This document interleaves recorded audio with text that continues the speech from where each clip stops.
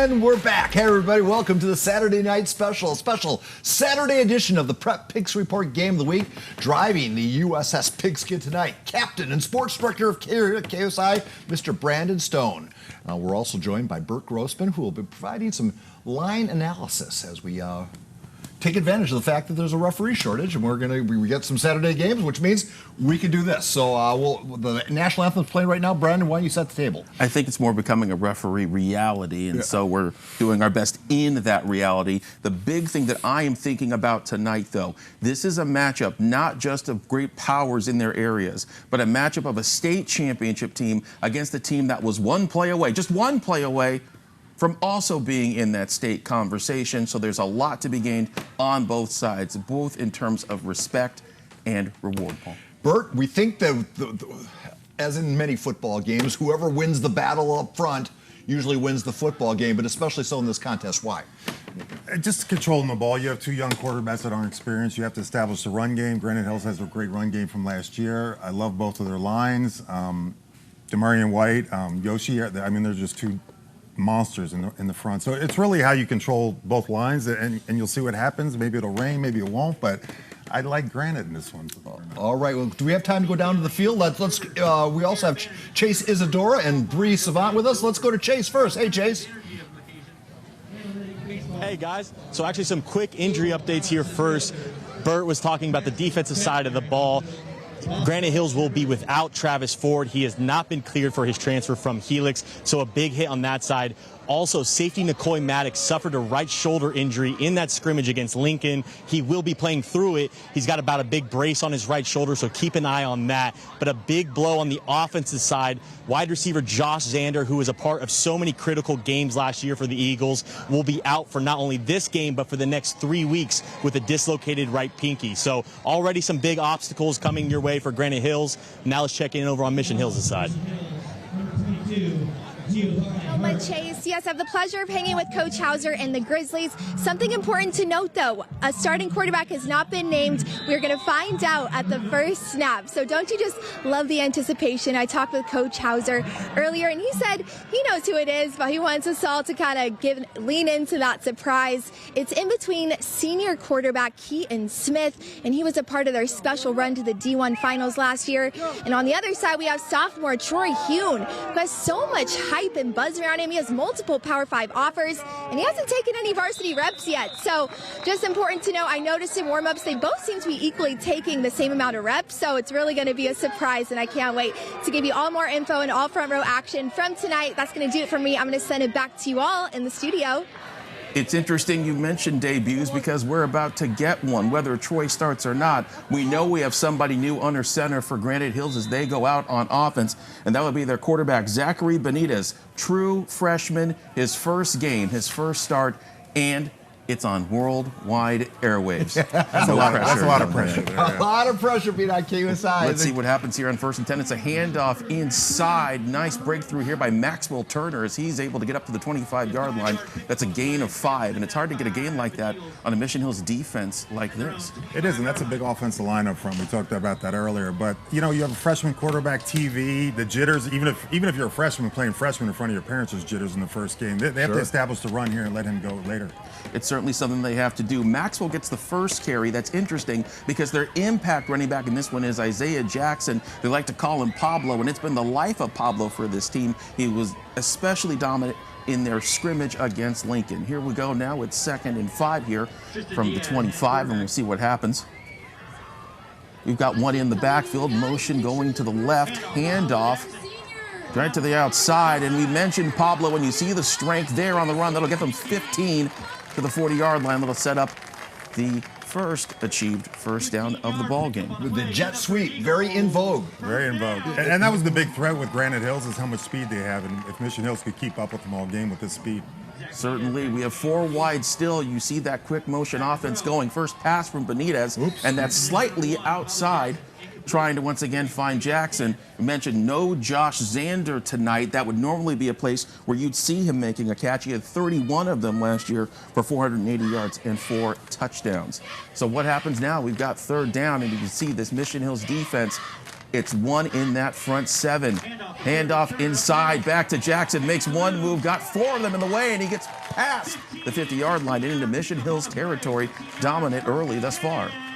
Big offensive line like this, if they're dominating you this early, leaning on you, it's the old Cathedral thing. You get grinded down and game. This isn't a good sign for Mission right now. Certainly isn't. Handoff back inside. This one, Turner out to the left side. One man to beat, shifts around. It gets down to the 30-yard line. Very efficient. That's the 3rd first down of this drive, doing exactly what they need to do. And look at the push from the line. They get all the way 3-4 yards down scrimmage. That's exactly the kind of running attack that Granite Hills is trying to do. Yeah, and it's demoralizing a little bit for the defense this early. I mean, you can make adjustments, but, I mean, you have a freshman quarterback. You try to get him in a position where he makes a mistake, but if you just keep running the ball 10 yards a clip, you never get that mistake. Certainly getting some checkouts here. Kellen Cobb's really working this offense here. Once again, Pablo in the back. Benitez gets the handoff here, and he's going to once again go inside. Big shakedown move, push, stiff arm at the 20, at the 10. Can he get past the last one? Yes, he can. They're looking. And they say he's out at the 2-yard line. It's not, yeah. I mean, you don't like to see this early because you get worn down by a big offensive line like this, and they already look worn down on the first series. You certainly don't like to see that. You see a big push there, by the way, by Nicholas Martaquin, a part of a large offensive line. Very large. Where you've got 4 men that are above 270. Yeah, but let's not overlook what the quarterback's doing here. This is all this is RPOs, right? I mean, he's making the right decision at the line of scrimmage. Really is. Let's see what they're able to do here with 1st and goal. It's at the 3-yard line. Fake, slant inside. You see the short one there to Brendan Lewis. Gets close, but not quite. Yeah, you wonder on a play like that, it's almost like the Seahawks with Marshawn Lynch. You're hitting 10 yards a clip, and all of a sudden you want to throw a little flip pass right there. When you're 1 yard out, you're hitting 10 at a clip. Maybe they'll take your advice here. I think they just might. Let's see what they roll with here. As you see, they're going in that jumbo package. Pablo at the end, and they're using Alejandro Tejada, their big guard, as a main blocker. He goes right behind Tejada, but look at the stiff work from that Mission Hills defense, which is always impressive. You see a nice stop right there by Jacob Imoto.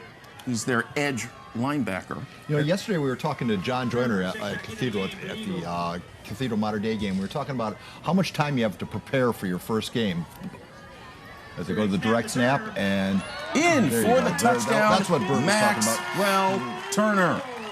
But you only have 15 practices basically to get ready for your season opener. You have to give it to Granite Hills.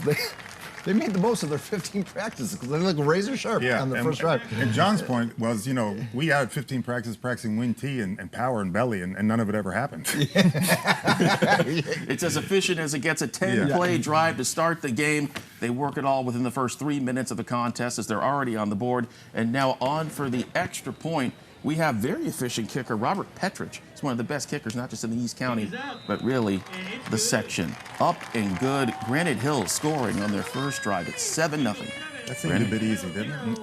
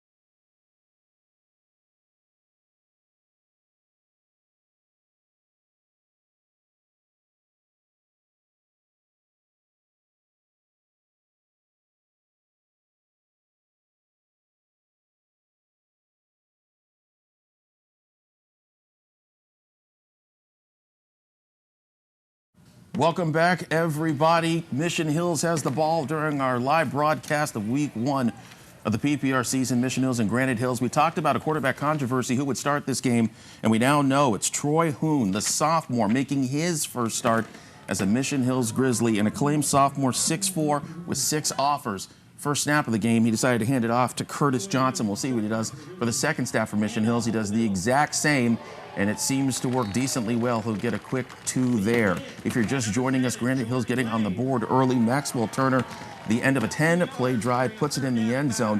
Really the big push for Granite on that first drive was Pablo Jackson, who had 43 rushing yards on 3 carries. But Maxwell, he's the one who's able to put it in. He had 4 actually on that. And don't forget, there are 2 quarterbacks making their starting debuts tonight. Zach Benitez for Granite and Troy Hoon.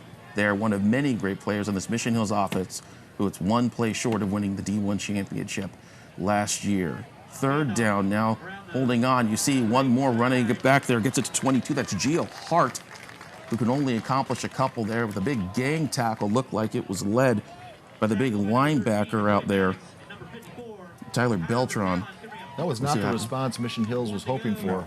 And there's nothing worse when you're a defense and you get worn out like that on the first drive, and it's 1, 2, 3 and out. You haven't even caught your breath yet. You haven't made an adjustment. You haven't talked to your position coach. You haven't even got a drink.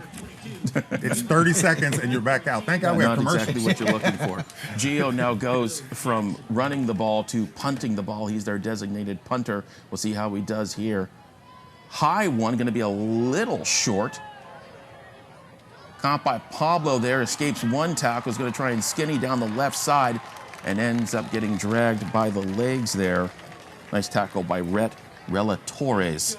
Pablo is fearless. You don't see high school kids make a catch like that without a fair catch with about a 1-yard cushion. You barely see that in the pros. That's pretty fearless on a punt. This is a high hanging punt, and he's got coverage on him, and he doesn't fair catch it. I thought it was a fair catch in this.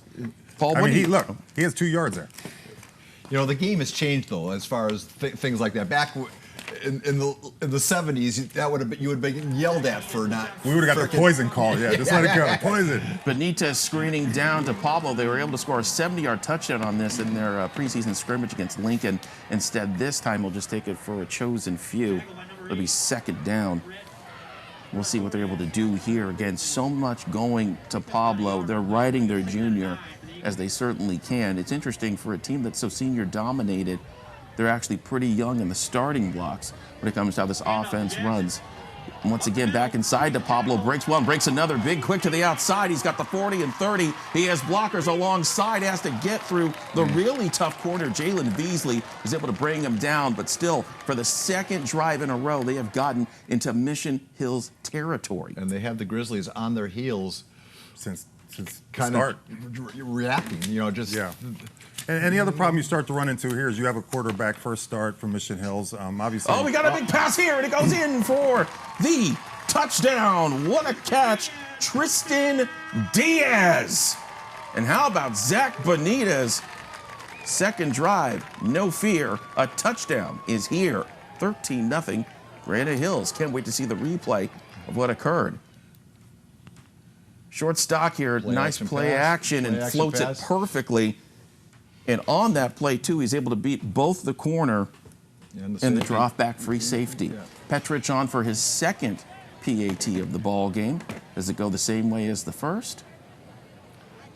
It absolutely does. 14-0, Granite Hills. It's not surprising to see them in the lead, but it is surprising to see them so dominant so early. Yes, certainly is. And Benitez, obviously, you know, you start off slow because you're a freshman. You want to get his feet under him. He has his feet under him now. He has a running game that's dominating. He has a 14-point lead. That's not a good sign for Mission Hills at this point. No, you know, a lot will depend on this next drive right coming up. But yeah, that's just a factor of the running game setting up. Yeah. You know, everybody's looking into the backfield, forgetting that the man in front of them. Yeah, and that's the problem. You have to stack the box when you're getting dominated that bad, and you then you're leaving people up. And even when they bring the extra guy up, they're having a hard time. Yeah, so there's. And a lot of it is they're getting pushed one way and not getting off blocks, and cutbacks are there all day. I mean, this offensive line for Granite's just maulers. It certainly is. Petrich is also their designated kickoff specialist. Petrich, by the way, in case they never get a chance to kick a field goal the way they've been scoring touchdowns, he went 13 of 19 field goal attempts last season with a long of 47. He is the real deal, as is this Granite team, up 14-0 in the first with 6:19 to go. Here's the kick, soaring and exactly where we thought it would be, and that's in the back of the end zone. Speaking of back, we will be right back.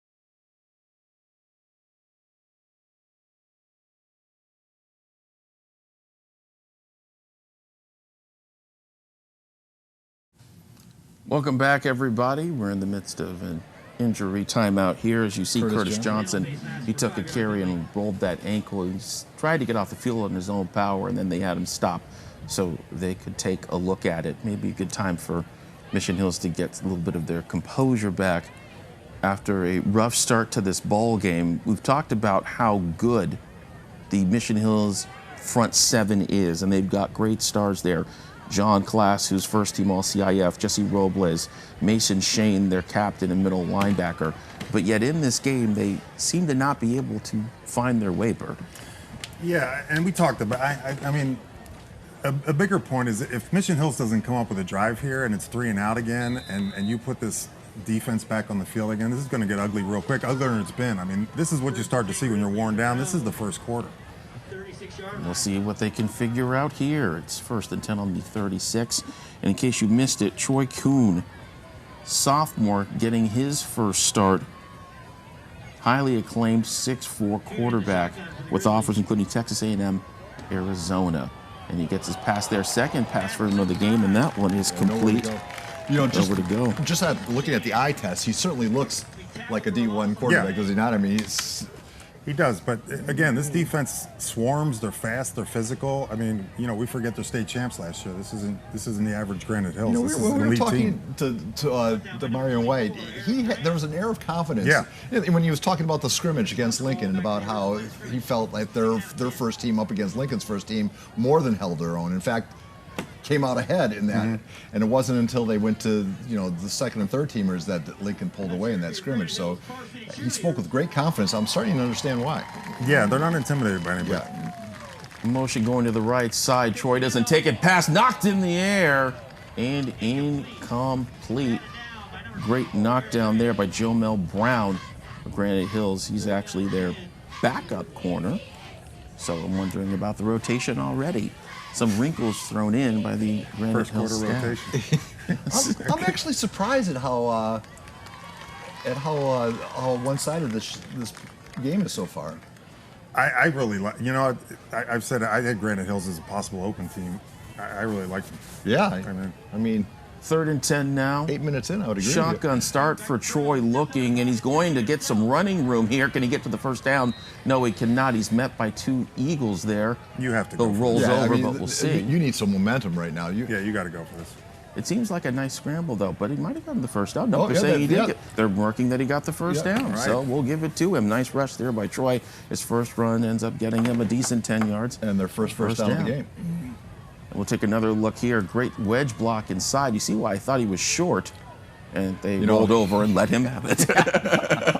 That's how it goes That was a generous sometimes. placement, but Johnson they'll in the take it at this point. backfield here. One more throw by Hewitt under pressure. Throws and tapped almost in the hands of Jaden Williams on the sideline, making it second down. And nobody's more happy than the Mission Hills defense with that first down. Yeah, Trust me. I've been sucking there on the sideline, and it's the worst thing in the world, 3 and out after these brutal drives. Troy Kuhn 2 for 4 so far in this game for 9 yards plus an extra 10. So the sophomore generating yards as you would expect. I was talking about his offers before. A&M, Arizona State, and then you add Nebraska and Indiana to that.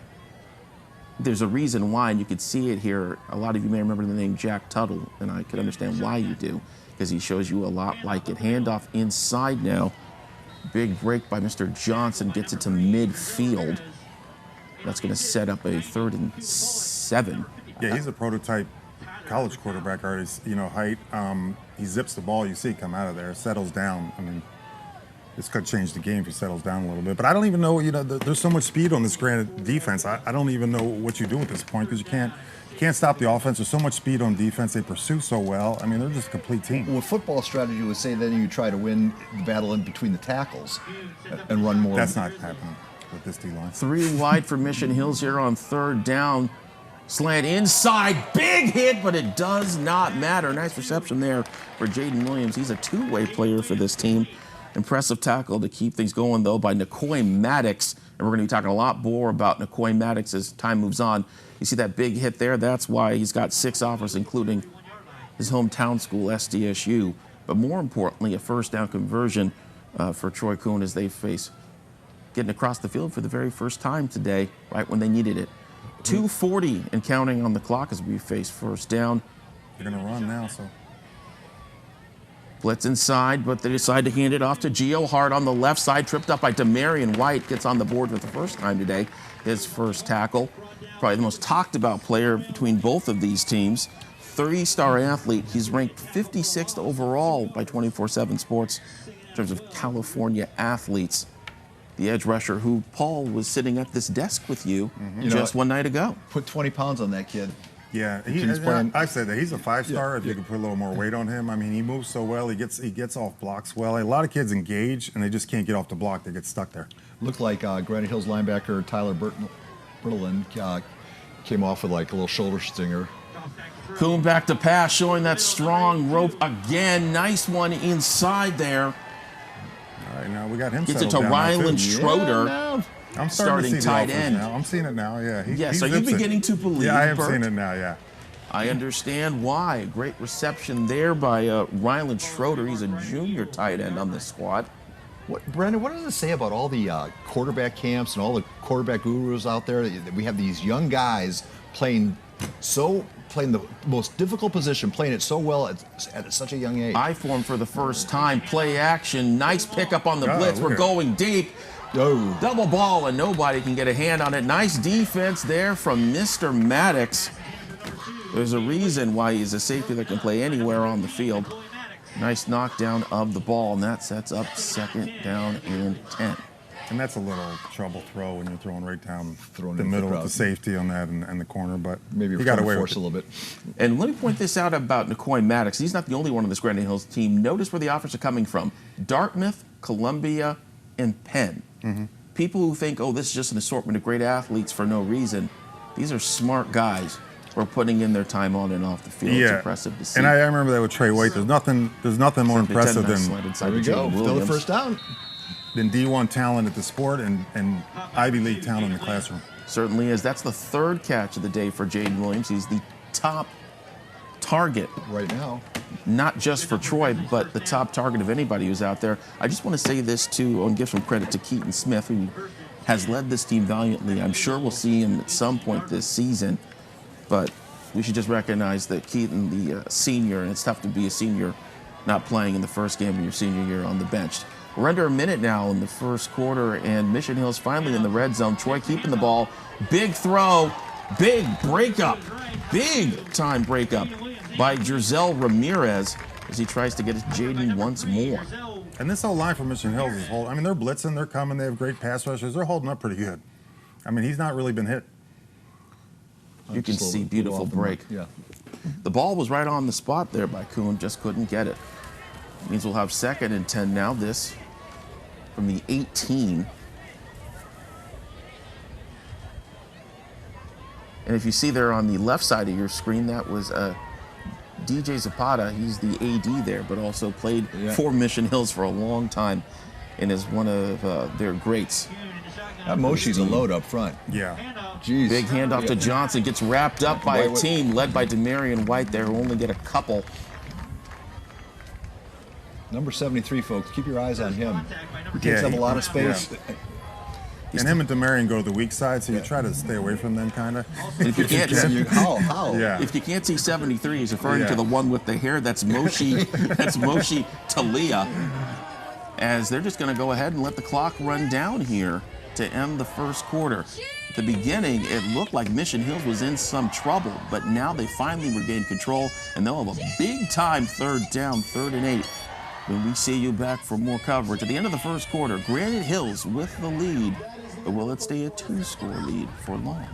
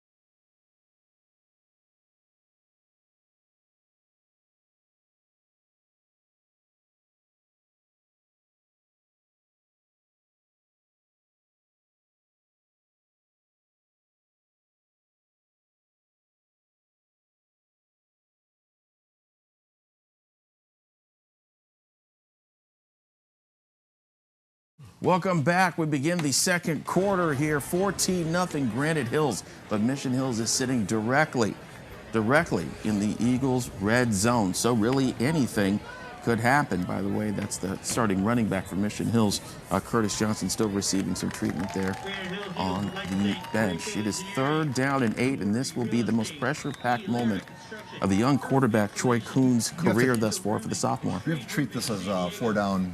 Yeah, I was just going to ask you guys, as coach here, you don't get, what are you doing, 4 kicking? It's early. Geo Hart in the backfield, 3 wide receiver set. He's looking to the left, Demarion in his face, and he just has to get it out somewhere before he sees the end of it. Intended target was Braden Williams. That'll set up 4th down. If you see the end of if you see the end of that clip, that's what Demarion does well. He talked about last night, speed into power. He comes off fast, but then he extends his arm, and it's almost, look, he'll extend the arm there and then push back, and that's what he does so well. Carroll's corner. John Yeah, Carroll exactly what John did. That's exactly his ability to basically fill 2 gaps. Yeah, and he creates separation so he can get off the block, which a lot of guys don't do, and they end up tied up in the block the whole time, and the ball's past them. Certainly, we'll see It's what's 4 down happening here. territory. I see a flag on the ground, not sure for what. Oh. Now they just made the kick a little harder. From the spot of the foul.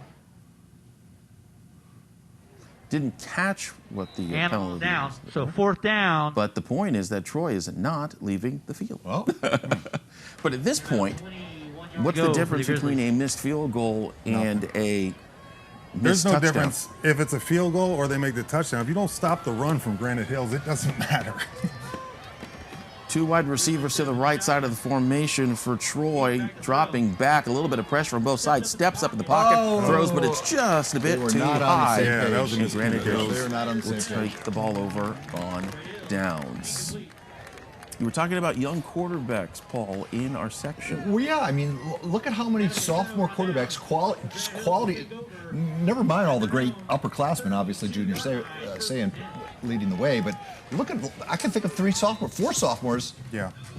And a lot of it's youth football. You have youth football that's so much better than it used to be. You have these private quarterback coaches. They watch film from when they're 6th, 7th grade. They train things we didn't even do in college back then. Speaking of young quarterbacks, Zach Benitez in his first ever high school football game, 3 for 4 already. And he's going to make that 4 for 5 on the very nice grab. Gets it to Brendan Lewis. That's his first catch of the day. Excuse me, second catch of the day. I forgot he had the catch right next to the goal line. And that'll make it 2nd and 2 as that no huddle continues for Benitez. Going inside to Maxwell Turner, and I think that's a fair comparison.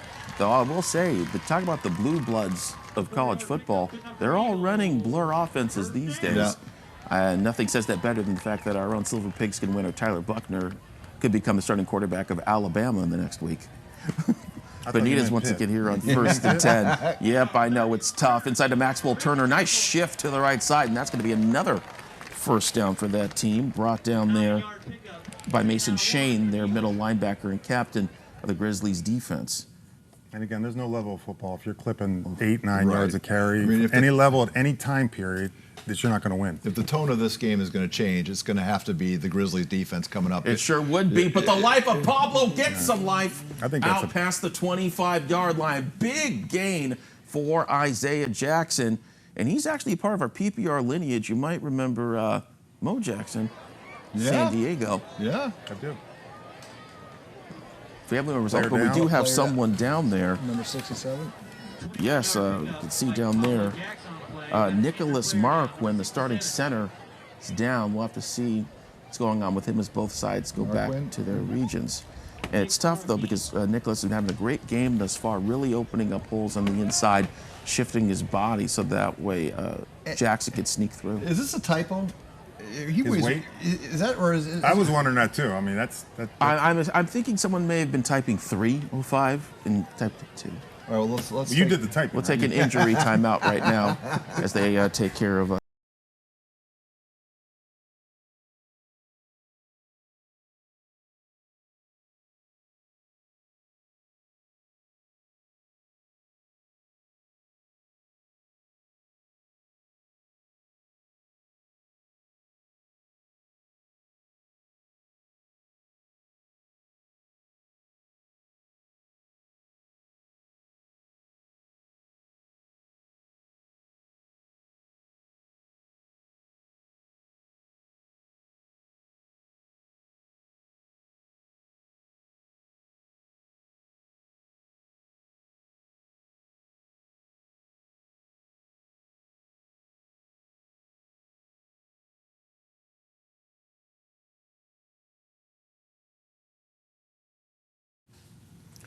Hello, everyone. Welcome back. We're currently in an injury timeout. It's the center for Granite Hills, Nicholas Marquin.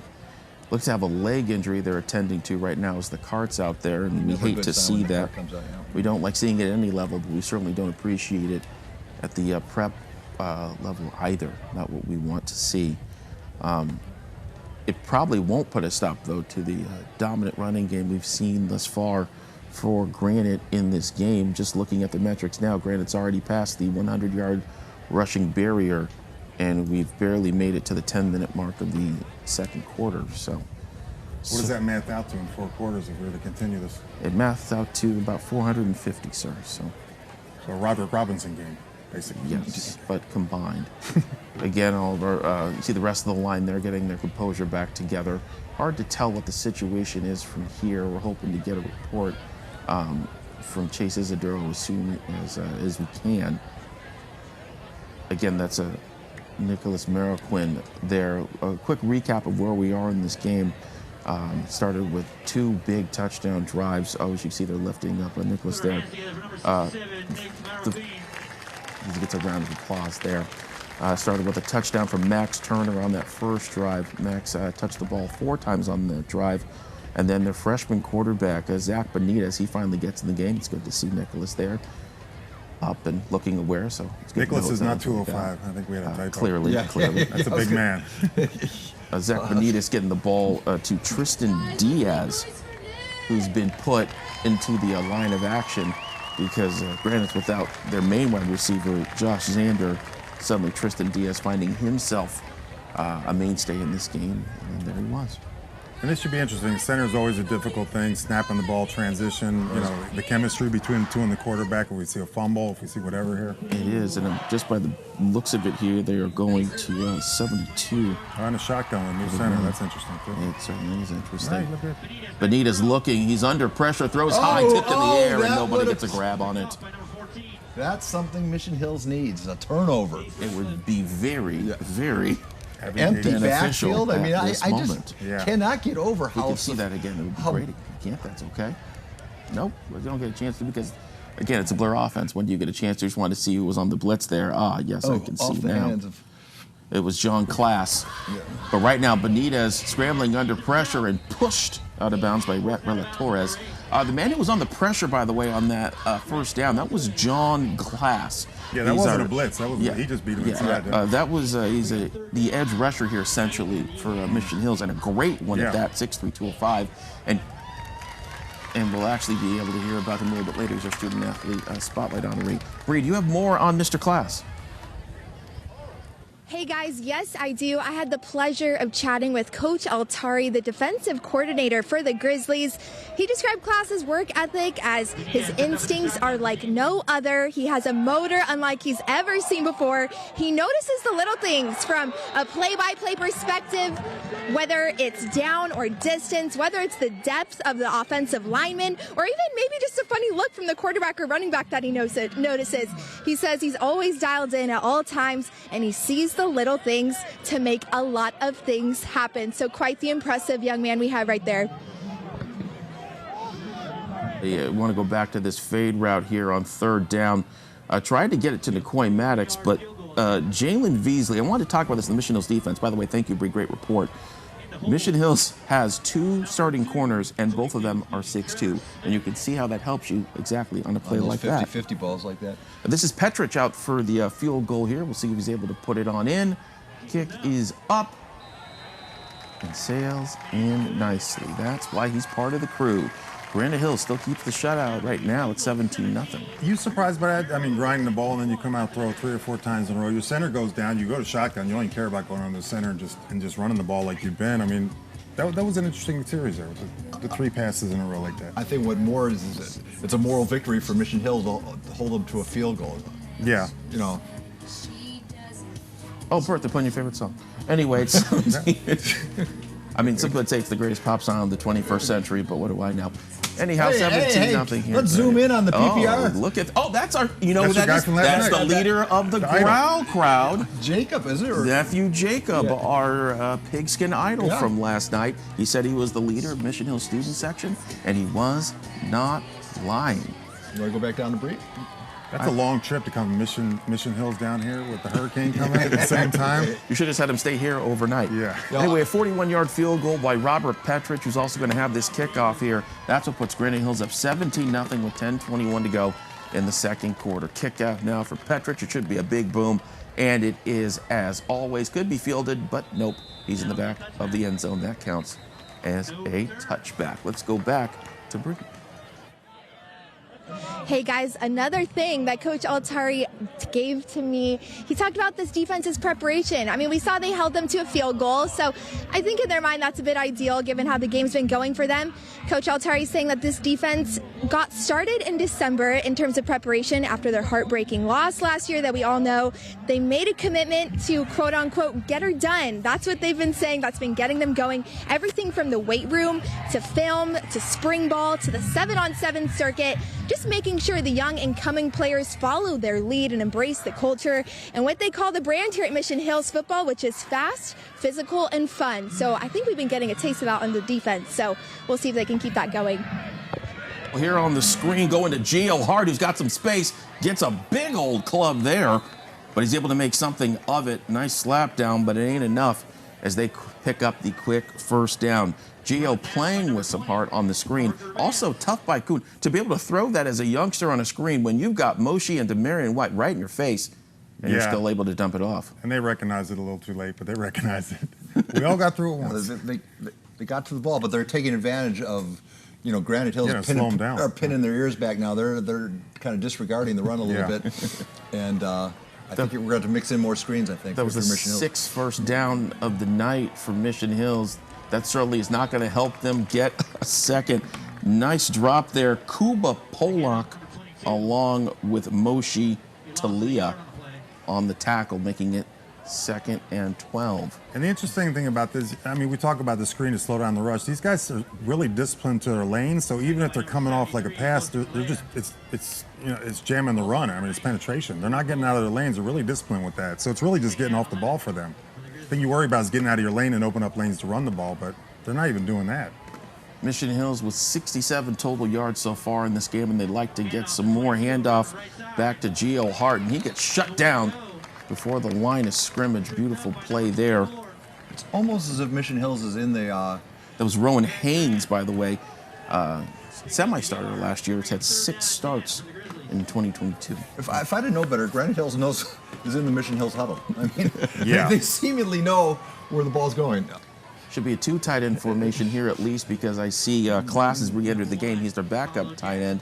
So we'll see just how hard they loaded here on 3rd and 12. Man. And remember that Class can catch the ball. Jaden Williams playing to the left side. Keep your eyes on him. ISO on Jackson, who's out here playing on offense. I don't know about Kuhn you, but dropping back 6. to pass.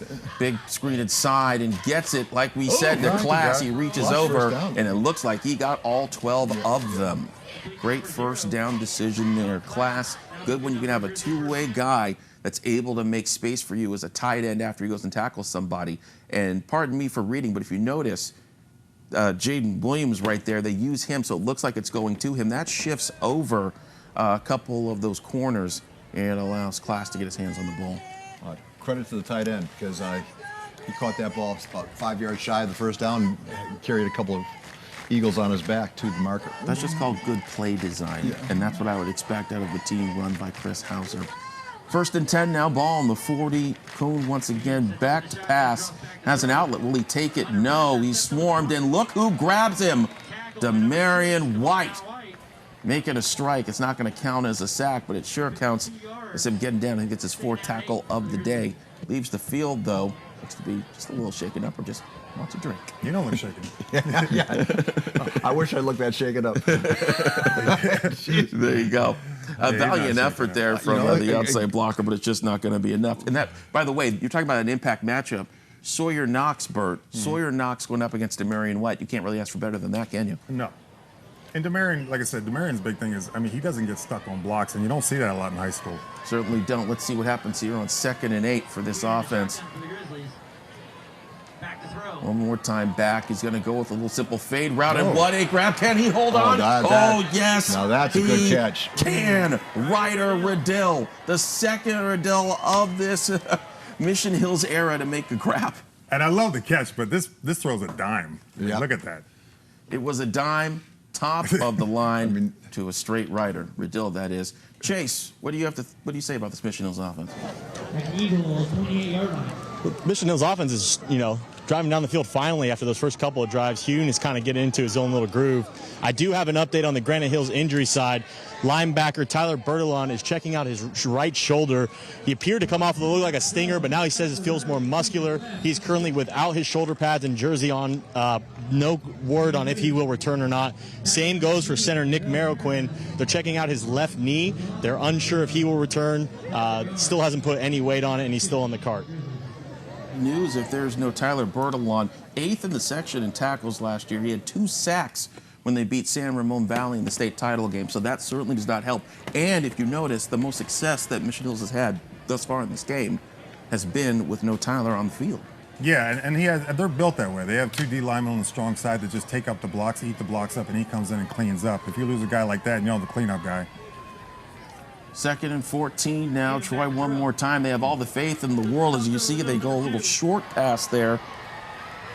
and they're going to make something of it. Nice one to Jaden Williams, gets near the mark. You're talking about play design. There's a classic example of trying to put a quick running back on a slightly slower linebacker. One-on-one. It's playground football right there. And it's good to see so many fans out here enjoying the game as well. We'll go ahead and watch it one more time. Paul, what are you seeing here? Well, that's it. I was just the matchups, bringing the receiver down across the middle against a slower linebacker, and let him do the rest. Because that's the exact space that Tyler Bertolon would have been a part of, right there, square in the middle. You don't get the reps all week, and then all of a sudden you see the play. And then there you are. Jaden Williams on the outside to the right side as Troy has an opportunity. Instead, he's going to go ahead and dump it off to Hart, make some space. He's going to get 6. This is exactly what Mission Hills needs to do to change the momentum, sustain a drive, and they get the ball coming out. Push Granite Hills back, get them back on their heels a little bit. Assert some will here if you're the Grizzlies.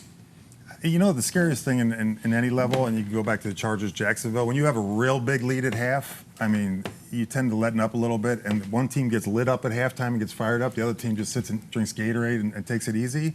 This lead's not big enough where I don't think that's going to happen yet, but that's, and especially if Mission Hill scores here, so you don't have to worry about the halftime letdown. But we'll see what they can accomplish right now. It's 2nd and 6, stoppage and play. Something. Timeout. They took a timeout, so we'll take a timeout.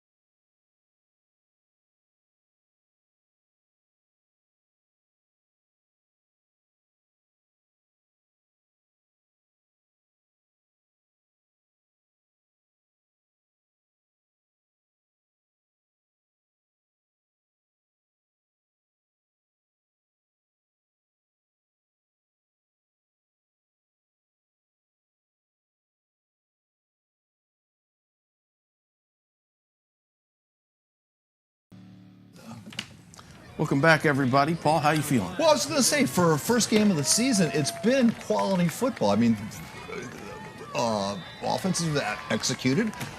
Just until up to that point, there have only been 2 penalties. Now 3 penalties on the game. No turnovers. 2nd down and 1 from the 11. I formation. This is something that Mission Hills loves to go to, but will they actually use it? Yes, they will. Geo Hart trying to find a little bit of space. Big mosh pit inside. We'll see if he can get any of it. Kuba Pollock led the Moshi pit. And Kuba Pollock was in on there as well. Jeez. As well as Jonathan DeLeon. He's a space He's been good today, too. Yeah. I watched him in a Ramona game in the championship game last year from the end zone at Escondido, and he was just, if you watch it from the end zone copy, just watch him from behind, he's a monster. We go ahead and rewatch the challenge here, because it was quite one. When you see your lineman on roller skates backing up like that, your offensive lineman, you know you're in trouble. 3rd and 1 from the 11. Troy sneaks it through, and he's going to sneak it a long ways, all the way to what looks to be the 1. A 10-yard quarterback sneak. Certainly what they had in the playbook. It wouldn't hurt Mission Hills right here to take a little time scoring.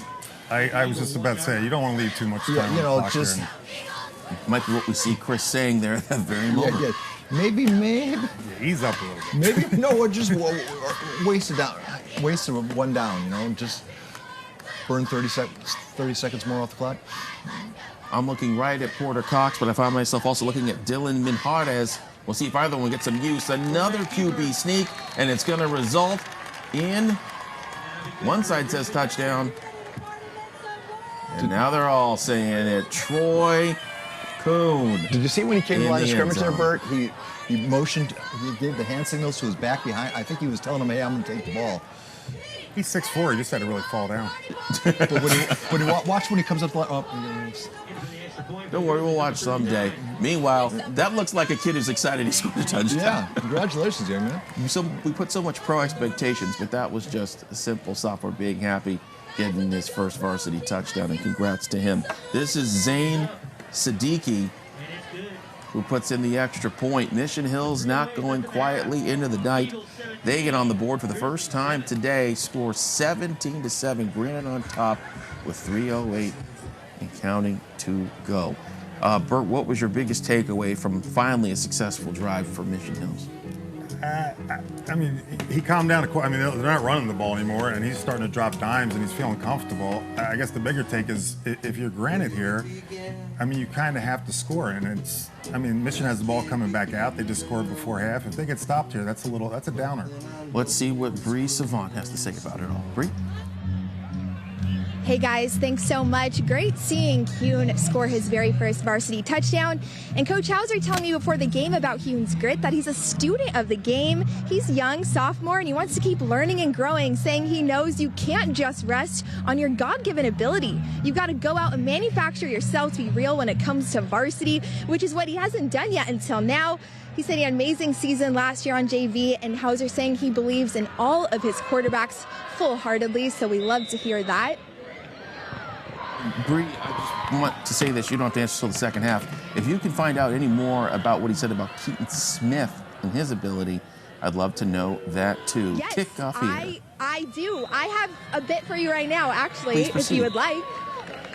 So he also said his thoughts on Keaton Smith. He says he's been in the program, for many years. He's been all business. He's such a focused and well-prepared player. He knows how to articulate the offense to his teammates, and he had a great special run for the team last year. He got hot late in the postseason. He said we just rolled with him. So, like I said, he full-heartedly believes in all of them, which is what we love to hear from coaches, seeing that potential in them and making, quarterbacks feel comfortable to sling it around because their coaches have faith in them. So, very special. And just to note, I remember last year it was common for them to run with multiple quarterbacks. So who knows? Maybe we'll see a few quarterbacks integrated tonight and throughout the season. So looks like they're in good hands no matter which way they go throughout the season. And that's why we put Brianna Savant on the job. And that's also why Mission Hills put Pablo on the job, as he gets them 19 there on the pass from Benitez. By the way, Zach Benitez, we've been talking about that freshman. That makes him 5 of 8 now for 72. In the first half, and you see him conducting traffic here on the shift behind with Maxwell Turner. He's looking to his right, throws, and a nice catch inside there. That's Brendan Lewis again. Oh, we got a That flag would down. be his 4th catch of the day, if it counts. Only our 4th penalty of the game. The 5th penalty of the game now.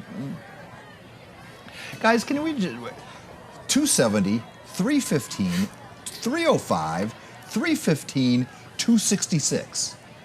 Are those the Powerball numbers? I mean, that's a big off. Not since Cathedral have we. I don't even know if Cathedral that year was that big. Maybe Lincoln's that big, but And off inside, Mr. Maxwell Turner jeez. gets 7. I mean, well, that's what I thought. Another 7-8 yards. I mean, it's always 7-8 yards. I don't know why you'd ever stop running. Let's chase down some more information about what's going on with Granite Hills with Chase Isadora. So I talked to Coach Kellen Cobbs before the game, asking how do you put a freshman quarterback at the varsity level, as there was a fumble on the field, and it looks like Mission Hills has recovered it. Wow, big turnover here right before the half. Mission Hills will be taking over at their own 20, and kind of a big mess up here by the freshman quarterback, just getting the ball released and stripped out of his hand. Could be a huge momentum turn in this game, guys. Who it was, John Class puts him under pressure, drops the ball on the ground, tries to get the ball off the ground and was that can't. ball down, And though? it turns out it was Jesse Robles who got it. That's a good question, rule book wise, about what you should be doing there. Oh, I thought the ball was down. If the ball's on the ground, does that mean he's down? Now the question is why you're getting 8 to 12 yards of pop and you're throwing the ball. That's the question. Bert's chewing on that bone all day long. That is not the freshman quarterback. That's the offensive coordinator. Well, Troy's got the opportunity. Chris Hauser's team has the opportunity. Can they get it? Troy Kuhn back to pass. Under pressure, but it turns out it's a screen that goes nowhere. There's no running back in the area. I believe I see Gio Hart there. Moshi was there. But no, Moshi was very much there. Very, very much. But you talk about a momentum swing. You're looking for that one opportunity, and you have it. Is the term must score? Does that apply here with 2:03 left in the first half? I think a field goal is enough, frankly. I mean, you can use your whole playbook. You don't have to feel obligated. I don't think you have to push it in for 7. You certainly want it, but they've got tight ends on the outsides. Watch out. Tight end on the left side. Is it really 4 wide? Technically, big rush inside, but Troy gets the pass away. It's almost picked off, but there's a flag, and it's from the back judge, so we'll see. That would be an interference call? And again, you build a 16-0 dominating 17-0 lead on running the ball, and you just totally abandon it. Pass interference, defense number 13. I'll tell you what. They get McCoy Maddox for playing around, and that's going to cost them dearly as we cross the 2-minute mark. Opportunities. Mission Hills is already good enough on their own. They don't need extras. Bert, please continue. I mean, we watched the beginning of this game, and it looked like a varsity against JV, and they're just pounding the ball, running it 10, 15, 20 yards a carry. And then, like a lot of offensive coordinators do, they have this big call sheet. They practice a lot of things. They have these route trees. They have all these concepts instead of just doing what is winning. We'll see if they but I mean, it's also the here. beauty of high school football, Bert, and that Essentially kids make first and mistakes. goal now. 2 wide receivers to the right for Kuhn. And that's where he'll look, and that's where he'll throw. But that's not who he'll find. No, not at all. Big interception there. Troy's first real mistake, and it's about as big of a mistake big blunder. as you can get. We'll go ahead and have to take one more look at this one. I mean, he did not look off that defender who has just fouled the eyes. I didn't think he saw him. He didn't see 24. Yeah, he didn't see him. No, he did not. He did not see Eric Grant whatsoever. That's the starting corner. He hasn't really been thrown at all day, but he sure took advantage of the moment when he had it. Good job, Eric Grant, senior corner. And Granite Hills secondary with at least 3 players who are going to be playing major college football. It's good to see Eric come away with that. New life for Granite. Toss back to Jackson, wants room, can't get it. Glass there first, and he's led quickly by Rela Torres. 1:37 on the clock. We were talking about young quarterbacks. down. We just saw a pair of young quarterback mistakes. I don't think the first one was a mistake. He should have been throwing the ball. He should have run it. And that one, you even do that in the pros. You just don't see a guy comes under, a little robber come under, and you don't see it. It's not supposed to be there in the route tree. No, it is not. Yeah, I mean, Aaron Rodgers does that. I mean, everybody does that. You're all going to get that. Benitez decides to go back to Maxwell Turner, takes a big old slap from Mason Shade, and then only get a couple on that one. It would seem like the Grizzlies' defense stepped it up a gear. They have. A slight gear indeed, and they're going to let There's this a guy. clock tick a little bit. Jacob Looks like the strategy now for Granite is just to get out of the first half with the 10-point cushion. unscathed, and Mission Hill seems to be content in letting them do that. Don't fall for this. This is where the trick play comes, man. This is where they're on Madden right now. They're pulling up a Madden play, and it's coming. By the way, coming up, we're going to have our halftime show as we see another handoff here inside to Maxwell Turner. And we'll see if there's no stop clock call here. Nope, there it is. There's the timeout by Mission Hills. Want to remind you, coming up here during halftime, we do have our halftime show. Our Nick James is going to run you through all the highlights from the first half so you can see how our two underclassmen quarterback did. You can see how the running game for Granite Hills helped shape this game. And then we're going to show you a couple of interesting segments that we were able to showcase for you on the PPR, including Student Athlete Spotlight, and a little bit more about John Class and his interesting backstory of how he got to the football field. It's going to really warm your heart. And we're also going to look back on your interview with Demarion White, the hot air and the cool zone conversation that, Paul, you and him had here on the PPR last night. He was all set to make his college announcement and then pulled back, and he explains why. And it's a gutsy move on his part. He has a goal in mind as far as where he wants to play at the next level, and he's pursuing that goal. An explanation that he made on KUSI, and we will share it with you again during the halftime show. 28 seconds to go. We're going to have a punt here from Granite Hills. Mission Hills will get one more shot at it, unless that trick play that Bert's been talking about happens. He's thinking, He's not going, though. This will be a dribbler, get past there you midfield, and it's going to keep on rolling. Great land, and Eric Grant will get the luxury of downing that at the 21-yard line. 17 seconds on the clock, and we'll find out exactly what Mission Hills may have in their tool belt. Don't think there's much. One knee. You know, still, to go in down by 10, this could be a 28-point game. Yeah, absolutely. So a moral victory if you're Mission Hills. And now, Brandon, you're talking about should they have, played for the field goal, played for the touchdown? Maybe playing for the field goal would have worked out better because they were certainly in field goal range. And they get the ball first coming out.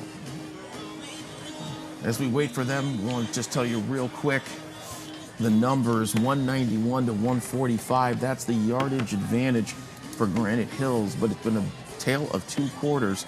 Granite's had their time, now Mission Hills has had theirs, and that's why it's a 10-point deficit. Looks like they're going to try something. Troy back to pass, steps up in the pocket. Moshi's looking at him. He's going to have to go somewhere. He technically threw that past the line of scrimmage, but there were flags well before that, and I'm assuming that's a holding call.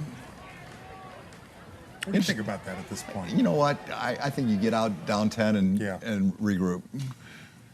Again, look at that battle of Sawyer versus White there, and great job by Moshi to come up in the pocket. 3 things can happen, and 2 of them are bad. Yeah. Turnover, hurt. Or turnover or loss of yards. And that? No, 4 things can happen, 3 of them are bad. Concession stand line gets longer. There's a lot. 5 things can happen. Wait and see what's happening here. We'll get a quick look at it. But it looks like what we're seeing is one side leaving the field. I guess kneeling down was not necessary. They're going to go ahead and take the ticks of the clock off, and that will end our first half action here on KUSI, our Saturday night special, the PPR special, if you will. Granite Hills currently holding the 17-7 lead, but there is no comfort in the East County because the men from the North County have surged in these last 10 minutes. Welcome back, everybody. It is halftime with the score 17-7. Granite Hills is ahead. We have spent a good amount of time talking about it, so let's let somebody else do that. Here's our Nick James. Tell us how the first half was. What's going on, Brandon? That's why you guys pay me that big McKinnon money to come and give you guys a breather every now and then, a little relief pitching. So here we go. So here we're going to go and check out our game of the week coming out on our first Saturday of 3 Saturday slates this season. We're going to roll the highlights here. Here comes Granite Hills at home, trying to protect their turf. At home in the good old El Cajon. State champs, here they come. First quarter, direct snap to the young man, Maxwell Turner. We've been talking about him all season in previews. He gets home, 7-0 after the PAT. Eagles jump up, 7-0. Still in the first quarter, Eagles flying high. The freshman, we saw him balling in the scrimmage against Lincoln. Zachary Benitez down the seam, wide open. Tristan Diaz, he's in there, 6 more for Granite Hills. 14-0 after the PAT, and here comes Troy Hune down the rail to Ryder Riddell. They're in business. They're inside the red zone. So the Grizzlies, here's Hune, the sophomore, calls his own number, and the sophomore gets home from about a yard out. So now it's 17-7 right there. And then Granite trying to get some points before recess, and oops, fumble, ball's on the deck. It's rolling around. White pounces on it. They're in there, all white. Mission Hills with the ball, and they're in good shape. So now Hune back to pass. It looks like they're in cover 2 right there, Bert. Corner drops back. He doesn't see it. Picked off. And that pretty much seals the deal for the end of the first half. Granite kind of salted the clock away. Mission Hills did force a punt, but they couldn't do anything with it. So 17-7 at the break right now, and Mission Hills will get the rock to start the second half. The Fighting Chris Hausers will make adjustments. I'm sure this game will go right down to the wire. And let's take a look and see what we got going on. Do we have the full screen board as well as some halftime stats as well? So that's all we have right now. So it's 17-7 at the break. And when we come back out of the second half, going into the third quarter, Mission Hills will receive the kickoff, and they're chasing a 10-point lead, but they do get the ball to start the third quarter. That's it for now. We'll be right back after the break, everybody. Hang tight.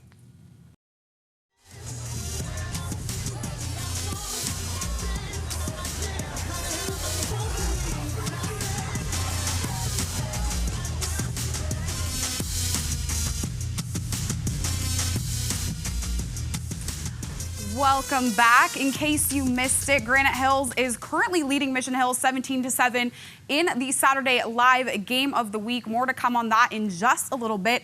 But in the meantime, the Student Athlete Spotlight, sponsored by Hollandia Dairy, is a segment I have the pleasure of doing every week that highlights these guys on and off the football field. This week, we shine the light on one of the Mission Hills Grizzlies that is making the highlight reel tonight in this game. Meet Jonathan Klass. Up at Mission Hills, the Grizzlies come with strength and toughness, but they also come with a little bit of class. Spending all this time with all the guys, they really become more than just friends. It's almost like they're brothers. And that close bond is something that really drew me into the sport. You know, in the beginning, oh yeah, I wanted to hit people.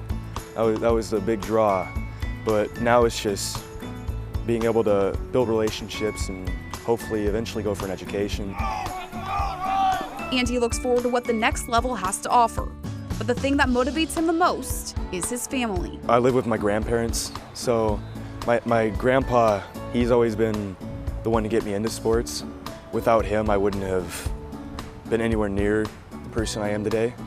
So really, he's the man that I want to end up trying to be like. He's someone I'm just so thankful for, and he's really made me into the best person I can be. And John hopes he can be that same source of inspiration to others. Get him! Just stay disciplined, you know, find what you love and work hard at it. And if you just try and think about how hard other people are working and try and work harder than that. But a big part of the Grizzlies' success over the years, of course, is their head coach, Chris Hauser, and he joined PPR podcast number 74 to talk about leaving a legacy on their football program. Oh, gosh. I just want to be remembered, I guess. You know, I just hope there's more good than not good. You know, it's hard for me to talk about myself like that. I'm just a ball coach, you know, and you try to help kids. That's it. And let's talk a little bit about the other side of the ball. It's Demarion White for Granite Hills we are featuring, and he actually stopped by the PPR last night to be our hot air in the cool zone in studio guest. What's your best pass rushing move? Honestly, I think it's speed to power because my speed off the edge is pretty fast. And so just running really fast or whatever and then just extending my arms out with the power that I already have, it just creates momentum. And then, yeah, I've still been talking to the coaches that have offered me on the West Coast. Been in contact with ASU, actually called them up yesterday. Minnesota's looking at me, and then the other schools that have offered me and that I don't know about yet. But I've always just wanted to play ball on the East Coast or whatever. I mean, growing up or whatever, I was a big fan of Alabama, Crimson Tide. And so just wanting to play against them or just play in that sector of SEC. Yeah. And we will see what happens here coming up in the second half. And for that, I send it back to the main desk. I don't know if we're allowed to talk to you yet, but I'm going to ask, what was it like talking with John Klass for that student athlete segment, hearing about his family ties? That was really interesting. Yeah, he's a very, very special kid. You can tell that he takes his job on the football field incredibly seriously, Yes, loves that team. So it's fun, and it's fun to watch him out there tonight. So. Feels like the team mom. He is. He honestly, yes, I would classify it as that. You know, Allison pulled that soundbite from Hauser and back on, we did that months ago. Yeah. I was, you know, the coach got emotional. Yeah. You know, because we were talking about, he's talking, and I think every coach talks about they're getting to the end of their career, no matter where they are in it. But, you know, Hauser's been around since I've been here, 24 years. And, you know, I'm sure he's thinking about when he's going to step off and go off into the sunset. And I thought that was a very honest and poignant moment. I've really become a Chris Hauser fan over the years. When I first met him, I thought, oh boy, this guy's pretty intense. Oh boy. But when I watched the discipline that his squad has on the sideline, like they're ready to, when it's the special teams are coming on the field, they're yes sir, no sir, and the special teams punt, and makes it plain. All the little things that, you know, the attention to detail. You like it? Yeah, Very good. the discipline of that program, and I think you see a tender. I would want my kid. I would have no qualms about having my kid play for Chris Hauser. That's certainly true. Good points by you. Good to see you, Allison. Thank you also to Nick James. Now let's go to our Chase Isidoro down on the sidelines. Hey guys, I was just about to talk about this before the fumble happened, but I ended up talking to Coach Kellen Cobbs before the game, asking him about his freshman quarterback, Zach Benitez, and why does he have so much confidence in going to a kid like this. He says he's very experienced and he knows how to make it happen for his team by just keeping it short, keep a short passing game, and really relying on the run of Jackson and Turner, which we saw in that first quarter. So I have to agree with Bert. I don't know why the game plan switched up in the second quarter. Maybe we see more of that now in the second half. They go back to the run game. I did see Pablo Jackson on the sideline nursing kind of a shoulder injury. He has played through it. That's something we got to keep an eye on. Maybe you go more to Turner. But as far as Benitez go, he says one of the best parts about playing Lincoln in that scrimmage was how Lincoln's fans traveled to the game and the environment they created. He said that he should be no problem for tonight with the first time playing in front of a varsity crowd. News. He's already played in front of a pressure crowd. We'll talk about that in the third quarter. Yes. I can explain why the strategies changed. They lost their starting offensive center, and the tone of the game and their ability to run the ball as well as they were changed with losing their stud up front. And it's still, well, the story for me has been Troy Kuhn. I mean, I asked you in the beginning, is this a misprint? He has 8 offers and he's never started a game. And then you watch him and he's like Julian's saying, he looks like a pro quarterback out there, arm and everything. He gets the experience and sees these reps, and he sees the reps because you can see just from the first quarter to the second quarter how much better he got. Imagine 2-3 years down the road. He made the sophomore mistake though, missing the. I don't know what they were. Everybody makes that mistake. Double, cover 2 or whatever, and they missed the under guy, and that was his blunder. His only significant blunder of the first half. Let's go ahead and talk about that first half, give you some comparison numbers.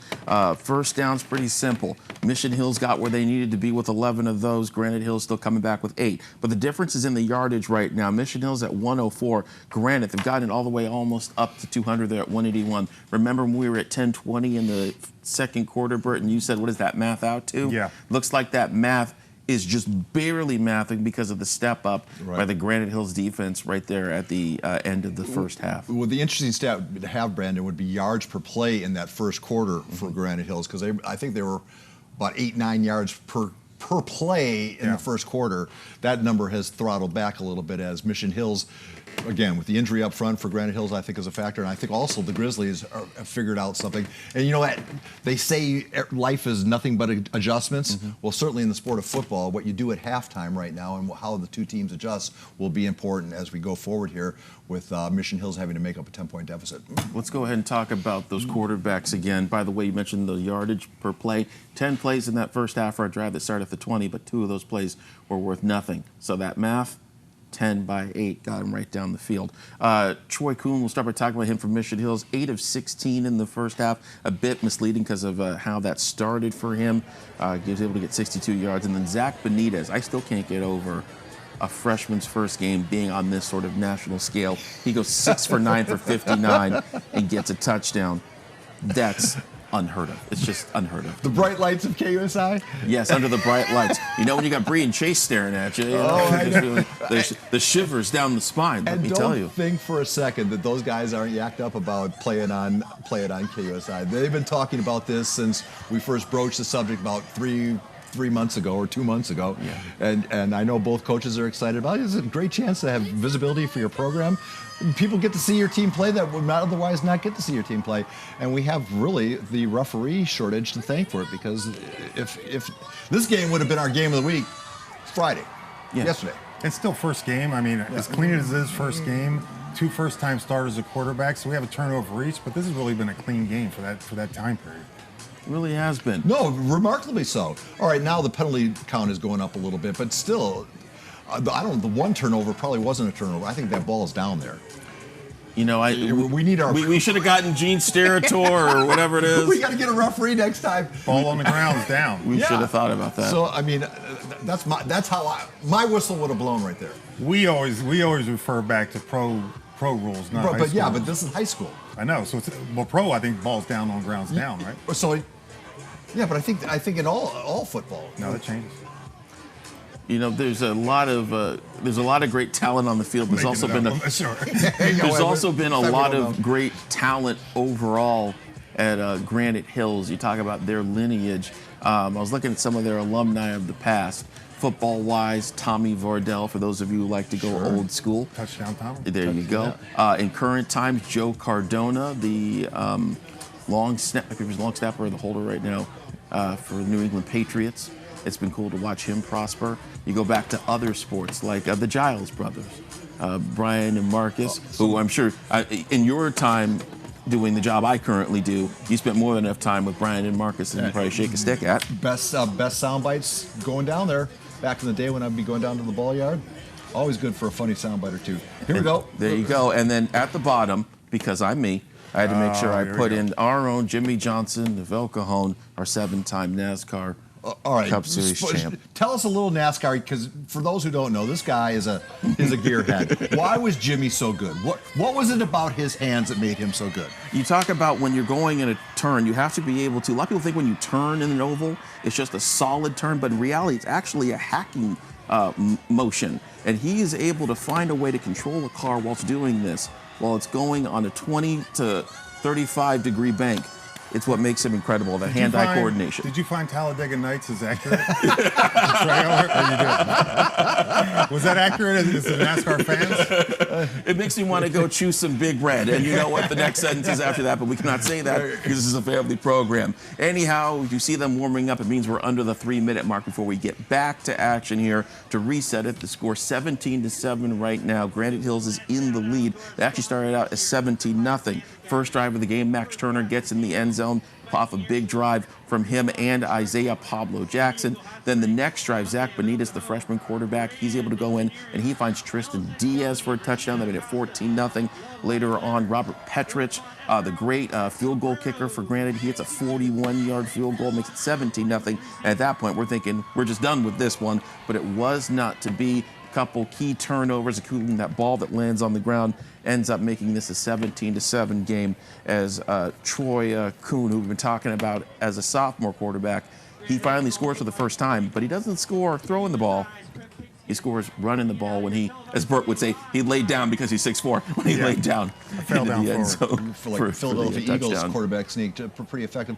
It looks also, as we look at the skyline there at Granite Hills, that all the angst over Saturday weather forecasts. This game is going to get done. I mean, so we waste a lot of breath worried about that. Don't make mythical Zeus in the sky seek vengeance for what you just said.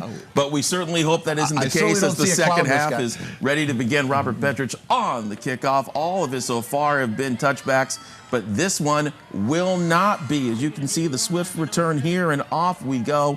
It's close, but the tackle coming down. Nice quick attempt on the return there. So, guys, what does Mission Hills have to do here on the Let's see if Tyler Bergman's back in. I think they just have to drive. Just string together a few first downs, I think was really important. A lot of ball game to be played, obviously, so just showing some forward momentum would be essential to this drive. That's Andre Steffen, by the way, I forgot to say that, who had that quick return there. 1st and 10 for the Grizzlies, ball on the 24 as we get things set in this ball game. Grizzlies are throwing already, goodness. That's been the story of the game thus far. When you have a quarterback with 6 offers, you let him throw, just as he does there, but it's a little bit out of the reach of the receiver there. I believe that was Riddell who was trying to get their hands on it. Let's go with the second down. Did we see if Berglund's back in, or is he not? Let's see. That was a tough catch, but it was a catch that had to be made there.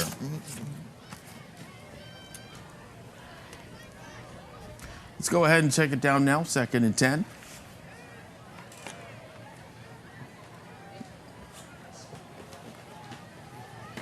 Three receiver on the left here for Hoon. And he moved. And he did move. All star. Let's go ahead and hear it for themselves.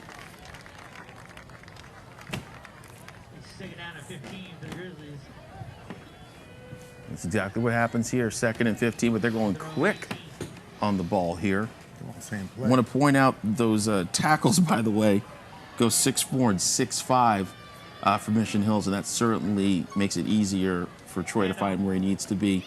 Handoff inside now back to Gio Hart. Clearly Curtis Johnson still injured. Oh, but the ball's on the ground, and Jordan Glaze is running with it, but it turns out to be for naught. Yeah, what's the flag on? Guess we will find out very soon. soon. Spearing call? If it is, it's going to be a big call for Mission Hills.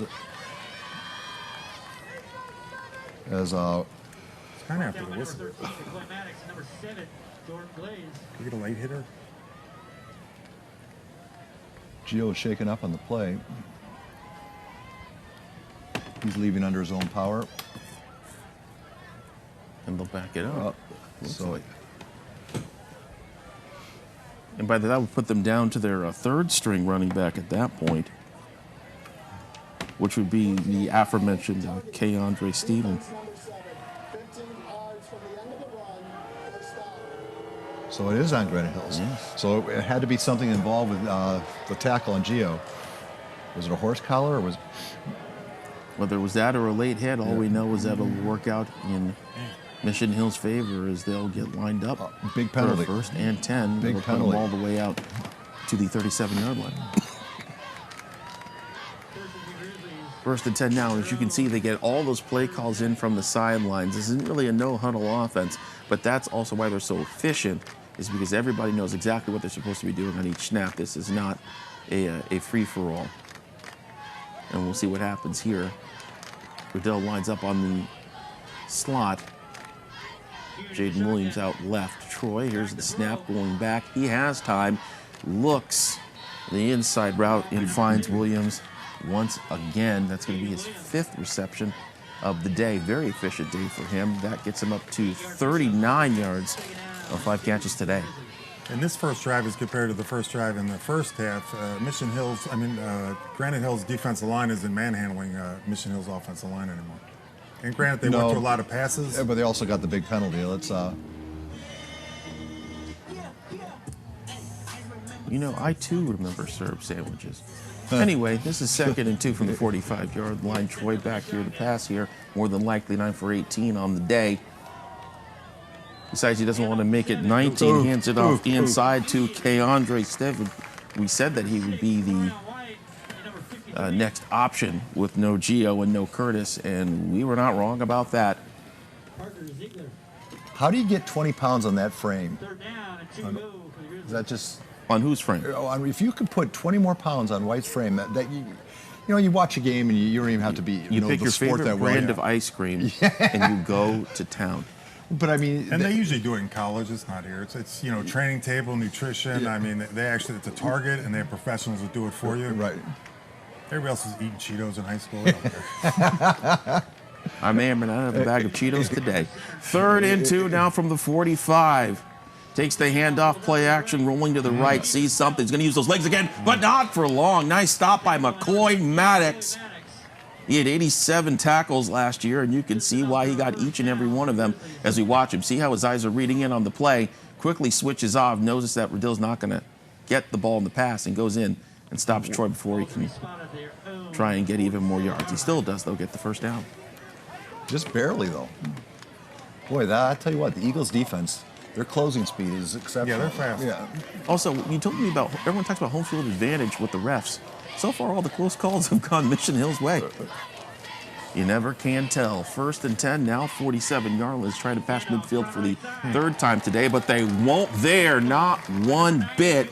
That has not been and a that's good thanks play. to Giselle Ramirez making the quick stop. Let's go ahead and talk about this Granite Hills defense. It's essentially a 3-3-5, but they hide it because they use Demarion as an edge rusher. Jordan Glaze plays the Eagle. And even though I'm not a 3-3-5 guy, it's very akin to when the Aztecs play their Aztec 3-3-5 defense. Jordan's allowed to go anywhere he would like to. Is Rocky Long the godfather of that, or did he get it from somebody else? He's the only one that runs it. Granite Hills, same thing in the state. There you go, handoff inside, going to go back to Gio. He's going to get a couple. It's going to make it 3rd and 11, I believe. And a lot of times it ends up, DeMarion's always down. It looks like that old Bears 4-3 or 4-6 defense. 46. And I want to say, as much as we're giving some love to White on one side, that puts a lot of pressure on Jonathan DeLeon, 52, on the other side to have to deliver. It's akin to when Sean Merriman used to get all that love and Sean Phillips renamed himself the other guy. Do you remember those? Yeah, they had the T-shirts back in the day. It's the same idea here. Yeah, and Sean Phillips had 70 more career sacks than Sean Merriman. But nobody says that. 3rd and 11 now for Troy, looking down the middle, and he finds Ryland Schroeder. Great job getting the first down there. And he's brought down quickly by Rowan Haynes. It's going to be another first down for this Mission Hills offense. That's their 12th of the day. They're actually outnumbered Granite Hills 12 How do to 8 you in lose that track category. of big number 82? It's a grand question. Big as a house as he's crossing the middle there. We'll go ahead and take another look at this. It was a great grab, too, by Schroeder. That is his 3rd of the day. I'm taking advantage of a soft zone there. He's getting a good pocket too. He's not getting harassed or beat up back there at all. Not one bit. That's another big change from the early part of the game. He was playing the game from his heels. Now, 1st and 10. It's a play action, and what do you know? Right back in the hands of Ryder Riddell. Close to the marker, but not enough. It's going to be 2nd and 3. the young quarterback's finding the soft spots over the middle with regularity. Yeah, and it's a great thing about if you early it looked like it was going to be a 30-0 at halftime, and you can't make any adjustments, and you just get desperate. I mean, they were at the point where they're still well in the game. A one-score game. They get the ball coming in. They're making their adjustments. They're patient. You could tell they made some adjustments at halftime. And they Who seem was to it be that said they working just well. have to put together a drive here? Was that you or was that me? I think that was you. Oh. Well, they certainly have. If you take a look at the clock, we've lost almost half of it, and they've maintained their hold on the ball. Slant piece inside, going to Williams once more. 6 catch of the day for him. Nobody has more than 2 on that team outside of it, and it sets up yet another Man, they're first really down taking for the advantage Grizzlies. of a soft Eagles.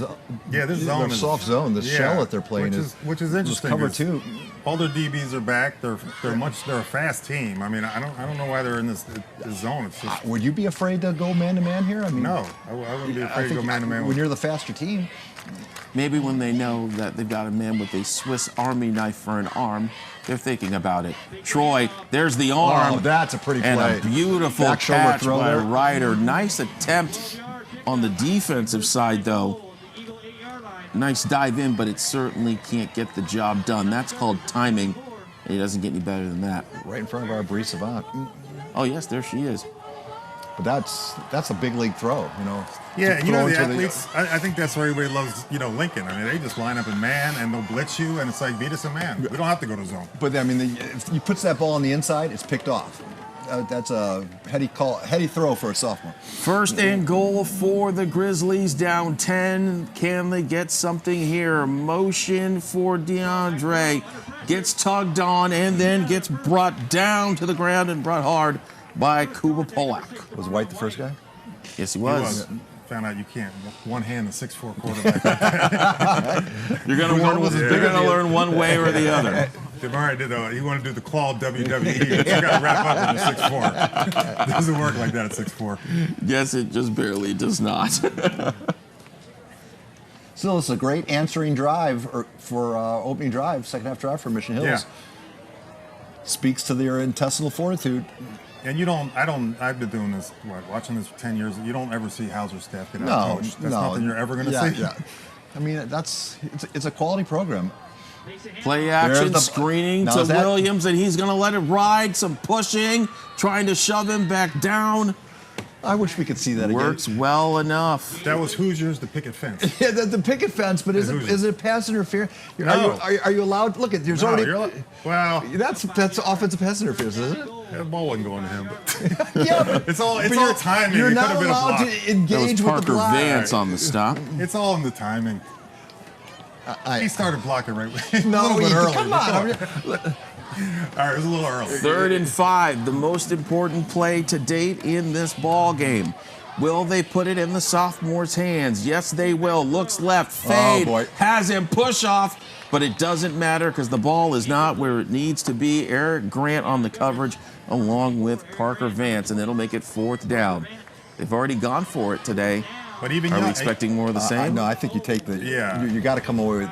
But again, that's even a throw. A quarterback, if you throw it inside, you either put it there where he might get it, but nobody else is getting it. I don't know. Going to a 5'11" guy there. And well, that's true. I didn't like that matchup. Isn't that the play Modern Day did to them to beat them at the end? maybe they drew that. Here we go. It's basically the glorified extra point here. So that's basically what it is for Zane Zadiki. We'll see if he can get it from 22. And we got a 1-score game. Yes, he can. 1-score game out in East County. Yep, Granite absolutely. Hills with the lead, but Mission Hills has scored 10 in a row.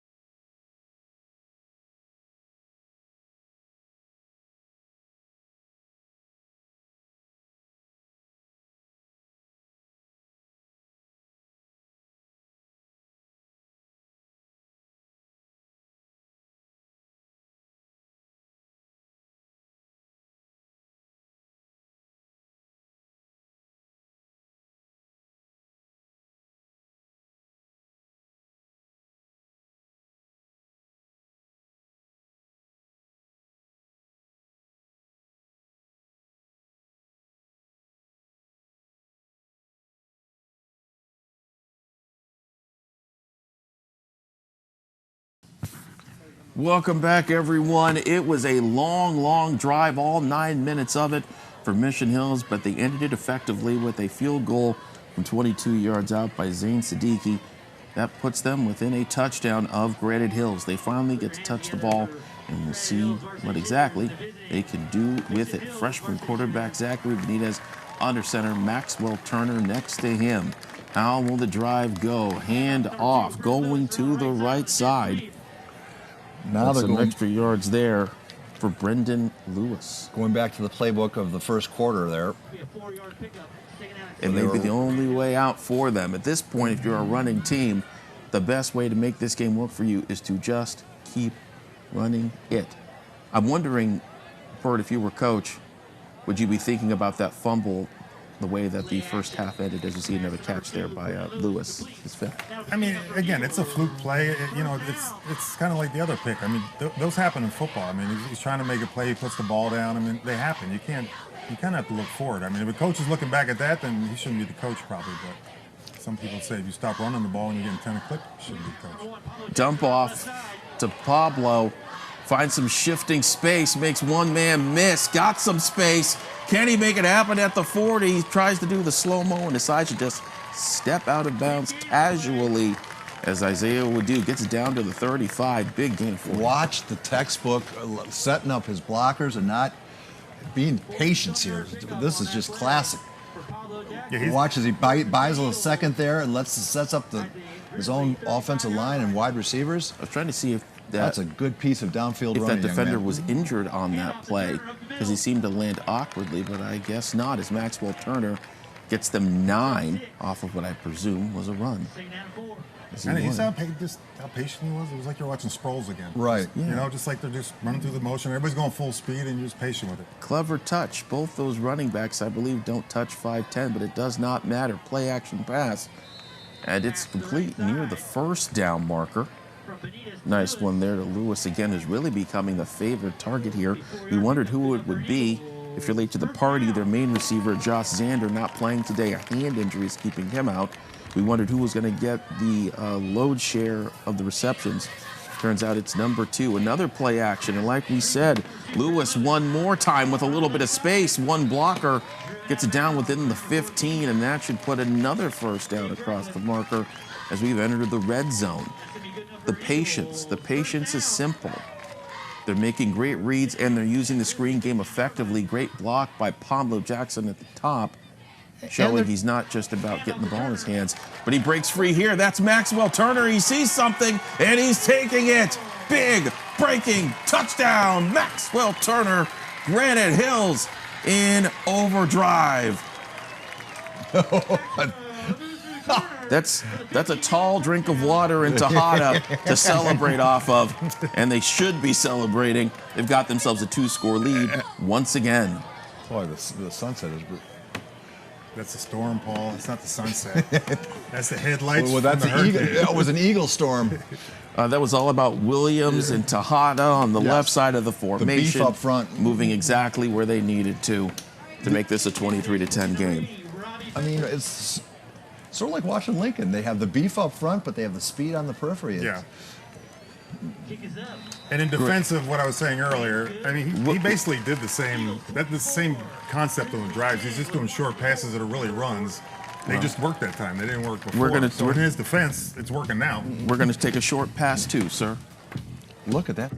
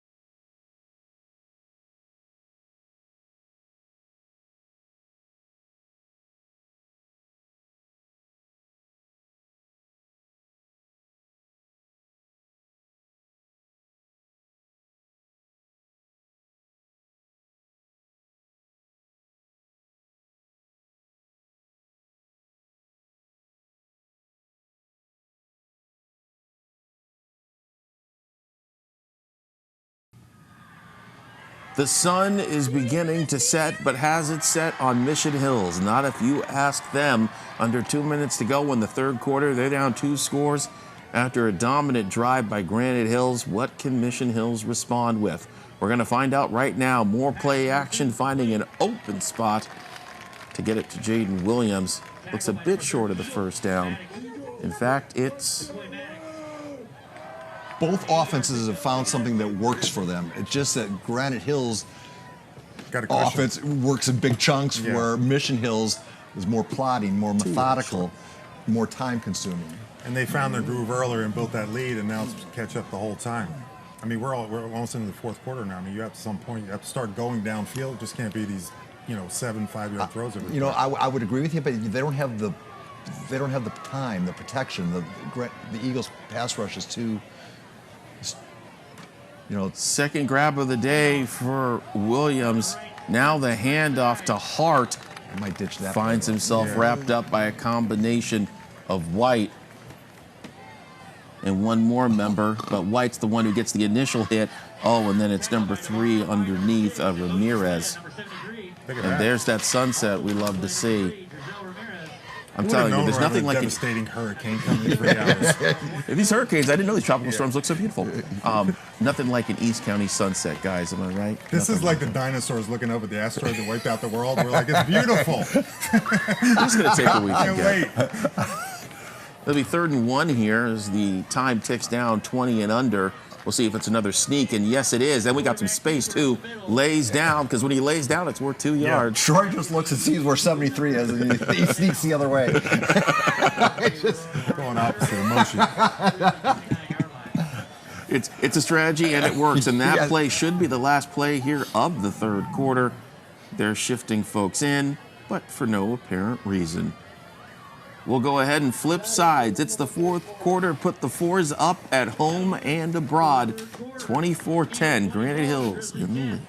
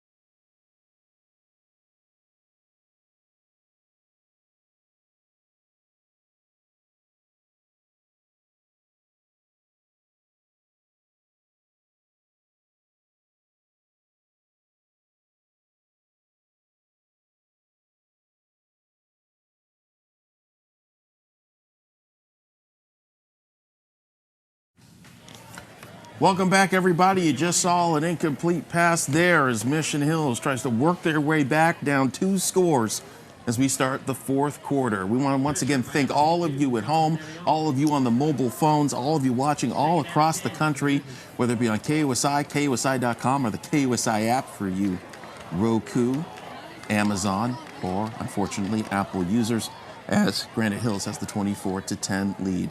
Yeah, I said what I said, Paul. Anyway, Troy Kuhn back to pass, season opening, and he's going to take it. Gets 5, slides down. He'll get 8 in total. Oh. And I believe you're going to see a late hit call. It could be on Vance. Let's find out what it is.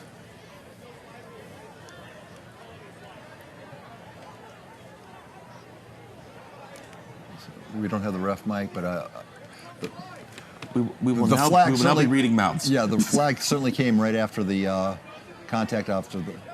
And you're going to get that every play. That was.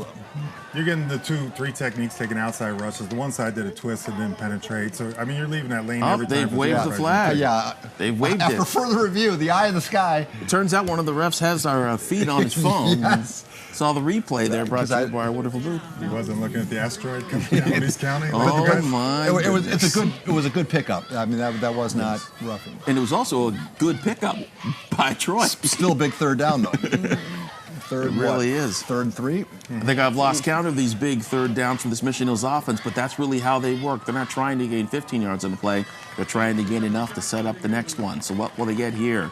Troy in the shotgun. He has a dump down look, and he takes it. But what a smash by Parker Vance. Where are they going to mark that? The junior safety short gets him 2 yards short. And Moshi pressured him before he even wanted to throw that to down, so he broke through so quick. I think don't you have to go for this? Look how quick Moshi comes in on this. You see a great swim move and then great closing move by Vance to finish things off. I don't think he got credit for the full game there, but. And we're going to see a punt. But I remind you, the punter for Mission Hills is Gio Hart, their running back. Pay attention to him. Pay attention to the 3 blockers in front of him. No, they're going to kick it away. There's the snap. We do get the kick. This one nice and high. Going to land around the 40. And it should be downed in quick order by Keandre Stevens. Another flag. What could have happened there? It might be some.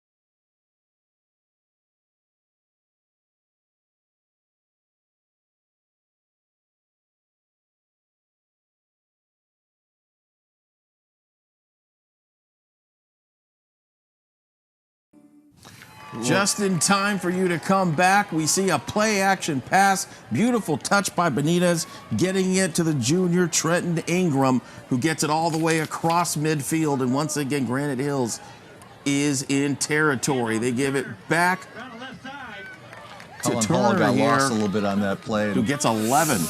Even with Benitez, I think that's what Coach was talking about earlier. He looked downfield, he had a lot of options, a lot of freshmen would just threw it up there. He took the check down and let him move. That's a 44 total yards now for Turner. Pass by Benitez, caught by Pablo Jackson, gets near the first down marker, about 2 yards shy by the look of it. Another catch there for Pablo, and it's been a lot of screens and dump-offs, but all of them have been designed. That's his 5th reception of the ball game. That's 9 touches in all. He's been playing defense too. That's going to set up 2nd and 3. Just sitting outside the red zone. Snap, looks inside. Yes to Maxwell Turner. There's a hold, but it doesn't matter as he charges well past red zone territory, past the 15 to the 14-yard line. It would seem Granite Hills is opening up the playbook a little bit. We're seeing a lot more misdirection on this drive than we have. And a great pull, by the way, by the right guard, Zeph Carter, 6'1", 315, and used all of it to spring the hole there for Turner. We've got motion to the right side, takes it. Here comes the man, Brendan Lewis, down to the 8-yard line. Group tackle there, downed by Jalen Veasley with a little bit of assistance They might as well. have caught this hold. I wish Parlon was still here so we could just get off my Parlon. Oh, please. One time would have been nice. They missed the downfield hold on the previous play, but they caught this one as I believe a wide receiver was getting a little grabsy on one of. I was watching the Kelsey's podcast, whatever the name of it is, and they had Julian Edelman on, and they talked about Travis talked about how the teams will change the color of their gloves so they can get away with holding. So that's why you see it, because it's a dark glove on a white jersey. It's fun some facts for you. Maxwell Turner hesitates, dips once, twice, shifty move, almost gets the penalty yards back on that one. It's going to be 2nd and 11. The Grizzlies look tired now on defense. They've been through a lot. They've been through a lot. That front seven's been through everything in this game, and they're trying their best. But this is also where I think you really see what it means to have a large body, because you don't have to put all the effort. That pass is tipped twice, and lands on the ground. It's going to be 3rd down. We've got to give credit to 74, Mike Melnick, on the play prior there with a nice pull block He certainly won his block, so. We are Mike, well done. lineman friendly Yes. on this Well, I know, broadcast home and the the Shaq's Pig Pen. PPR program. And God bless John Shacklet. I hope he is watching on the TV right now. Zach Benitez rolling to the right, sees something, gets through the block, throws, and cannot find his intended target, Tristan Diaz. Class was coming after him on the play. Kick the Fourth field down. goal, make it a 3-possession game, and then we'll just watch the clock tick. I'll believe it when I see a number 80 walk on the field, and I haven't seen it yet. And again, we want to thank all of you for being here with us in this broadcast as we head towards the 8-minute mark of the fourth quarter. Can't begin to tell you how much we appreciate your viewership. Our next one's going to be in October. You know, I just want to warn some caution. You know, I don't know if you haven't signed the contract yet. I don't know if you want to give it away. Okay, all right. We'll see. In the meantime, here's the kick. 40-yarder, or excuse me, a 31-yarder, and it is good. That's the second field goal of the day for Robbie Petrich, as that puts Granite Hills up in this one, 27-10.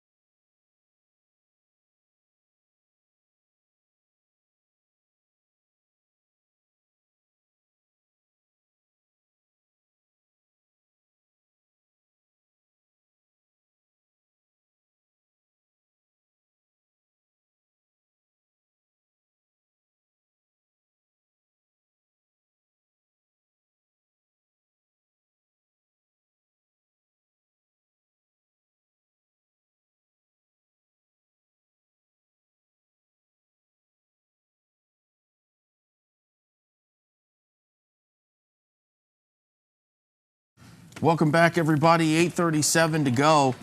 Ball was just dumped down there. I couldn't quite see where it went. But the main point of it is that Mission Hills has some work to do, down 3 scores right now. And the clock is a ticking. And would you look who is in at quarterback for the first time today?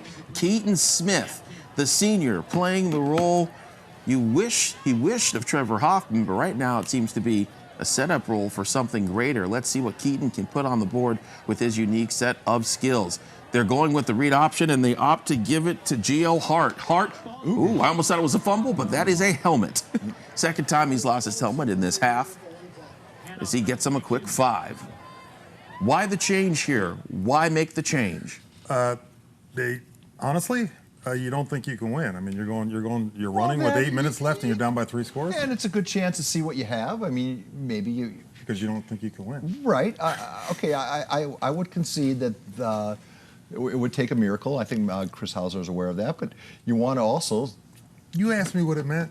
No, but I think it's also an opportunity to.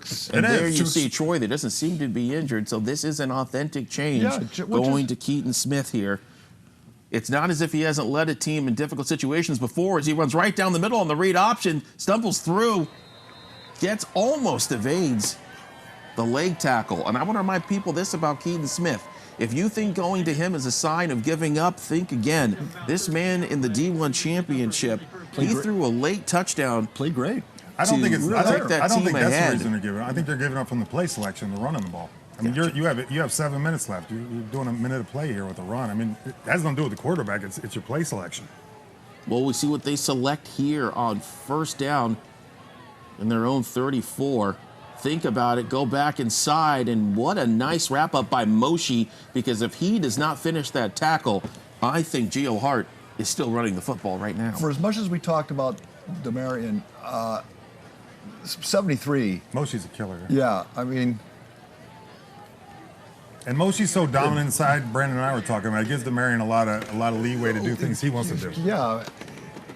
A lot of White's success is based off 73 clogging up the middle. If you got a Rottweiler, you can leave your door open. That's what it means. 62 tackles, 3 sacks last year for Moshe Talia. What do they do now? Second and a big hit, but it doesn't matter because Smith has the ball, and he's going to push it right towards a yard short of the first down marker. White thought he had himself a highlight play. Turns out he had himself... Turns out he had himself something else. But that's why you switch to the senior who can run the read option like this, because he makes White sell on that play, and he can make another decision. A little bit of a lookout block there. Look out! In comes Smith, and in comes the intensity. You can feel it on the field. 6 minutes to go now in the fourth quarter. 27-10 game. I mean, if you're Mission Hills, making up 17 points in 5 minutes and 55 seconds, statistically pretty unlikely, but you also have a long season. Yeah. You want to develop some rhythm for week 2. Breaks one tackle, almost gets through another, but he's able to be reeled in by Rowan Haynes. And like you said, this is week 1. This isn't. This Mater Dei was 0-4 and won the state championship. Exactly. And we're not. That's the point I was. And saying. I know you guys didn't agree pre-show, but this Granite Hills is an open team. Whether people believe it or not. What world did you think that I disagree with you in that assessment? You two picked Mission Hills. I'm not saying anything. I picked Mission Hills based on the game. I just hope both teams have fun. The game against Mater Dei, I thought we're going to see that team. Pistol formation now for Smith. Does he use it? He decides to keep it on his own. Great downfield blocking by Riddell. Finally driven out of bounds there. Nice drive by Parker Vance to at least stop him. But you can see the pickup in this game with Keaton Smith playing. And you wonder what Coach Hauser, he waited till the last minute to say he was going to start. It puts Granite Hills at a disadvantage. You don't really know what to prepare for, which one you're going to do. So you have to split the reps and do both. And I'm already thinking, even though we still have time in this game, they'll be at Lawndale next week. And I'm wondering what the game plan is for that already. Based on the 2 performances tonight? Certainly. Keaton Smith, 3 for 26 thus far as we have a stoppage in play. Looks like a timeout. And it is a timeout here, first timeout, I believe, for the Mission Hills side. But that was the one taking the timeout. Going back to Bert, tell who actually took the timeout. Bert, I don't think anyone didn't think Granite Hills was an open contender. I mean, you look at the speed that they have at the talent positions, and you look at the size that they have in the trenches. Nobody can look at that team and say, "Oh, you know what? They're one of the better teams in the county." And we're talking about their starting center's been out most of the game. Best receivers have been out most of the game. Those 2 Starting injuries are significant. Yeah. And depending on how long they're out, that might affect the conversation. And Bertelin's been out most of it. That's what I'm saying. Yeah. If you get if those are short-term injuries, then it's a... You can talk about them being an open division team, but we know they're a state champion team as they beat San Ramon Valley in the championship game back in late November. And then we got to see them do something I have never seen in recent times. They had a whole parade after that. On the 16th of December, a parade through 2nd Avenue. That was really neat to see. Now's the question of whether they can stand up here when Mission Hills is finally getting some real gas. He's throwing the ball in the fourth quarter. Getting ready to throw. What's the decision? Oh, it's an end around is the decision. And look at K. Andre Stevens has a hole speeding through. Can they make the miracle stop? Yes, they can. Diving stop by Vance. Make sure they don't get in the end zone. Look at K. Andre Stevens. This is exactly what they needed. They run the shifty end around. You have to choose something new when they made it happen. That play does not work against a slow defensive end who's slow to react. They were taking advantage of the fact that Demarion was going to bite down. And they call the timeout, so you think it's going to be thrown. The offensive linemen are pulling out, so they look like they're in pass blocking stances. That was pretty good. But again, digging a little deeper into the playbook. Yeah. Smith back here again, looking at his options.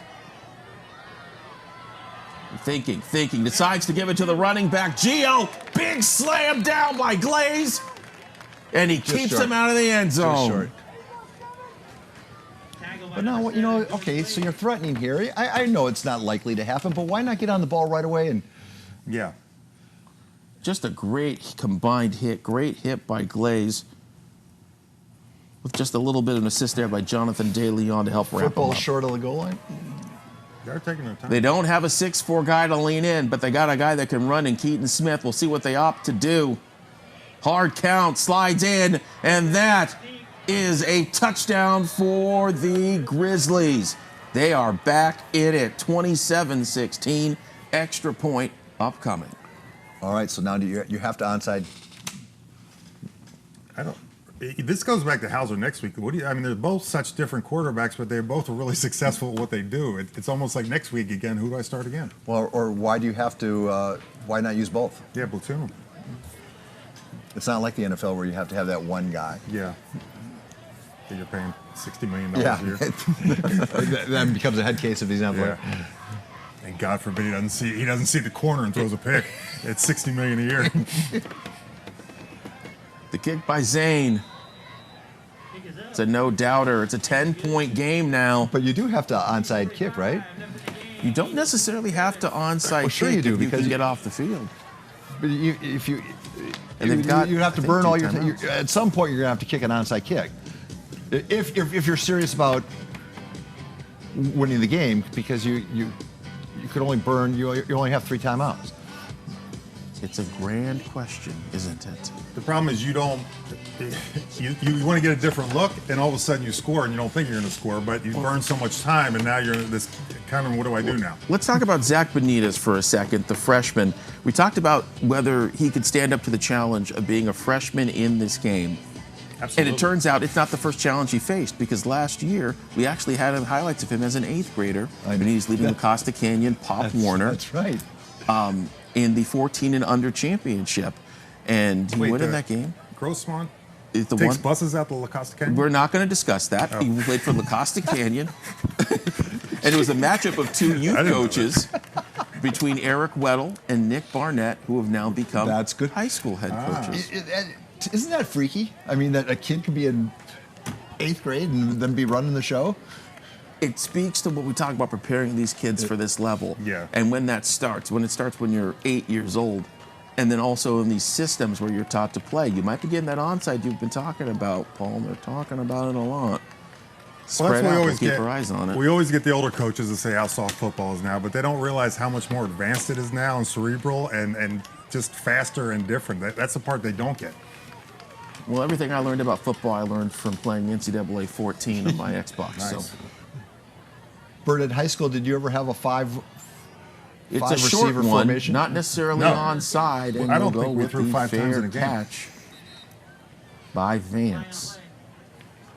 Short kick. Interesting decision, especially kicking it to Vance, who's been so good all game. I guess We're discussing something. Let's find out what. Was there an offside?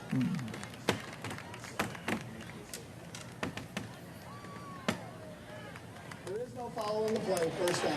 Another penalty flag gets picked up.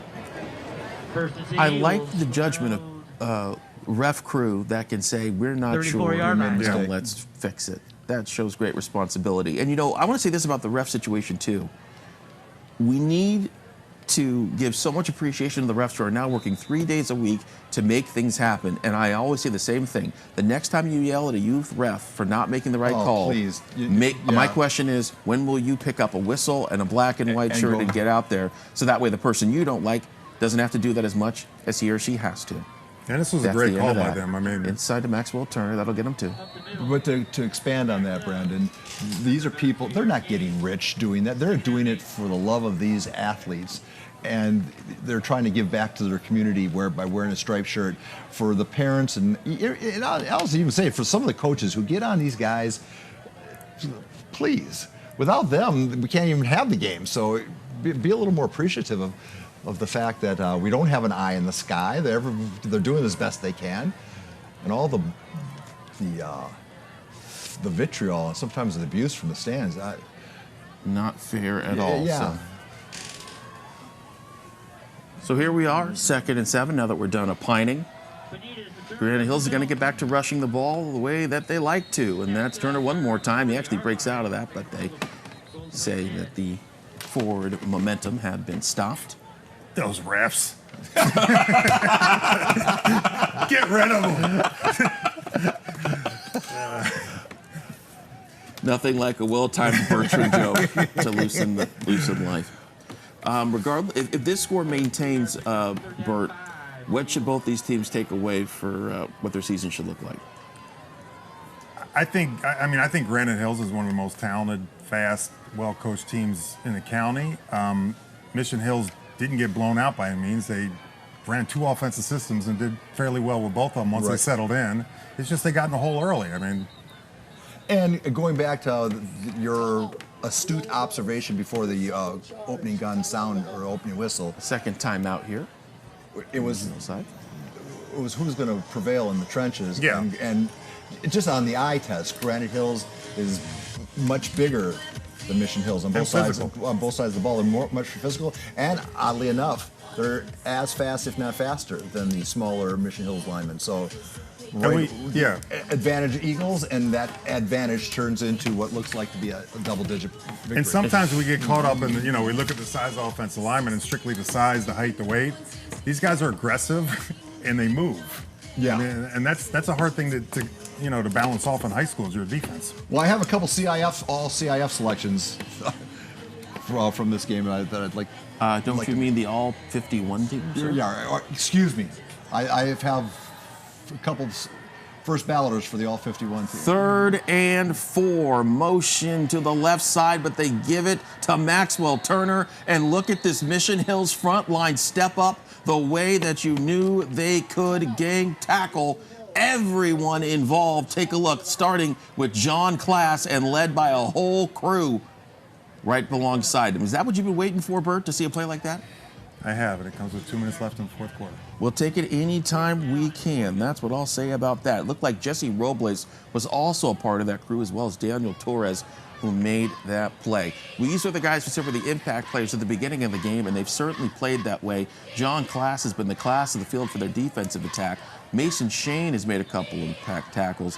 And Jalen Veazey, you talk about what he's done. 6'2" corner.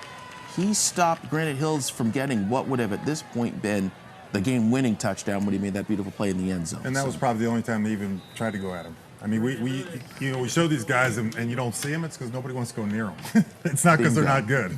I remember that used to be, I think it was Derek Dabish of Powell used to be like that. Never saw a pass. Oh, he's running the ball. They knew they might do this one day, and they are. Brendan Lewis, punter, not anymore. Catches 2 blocks.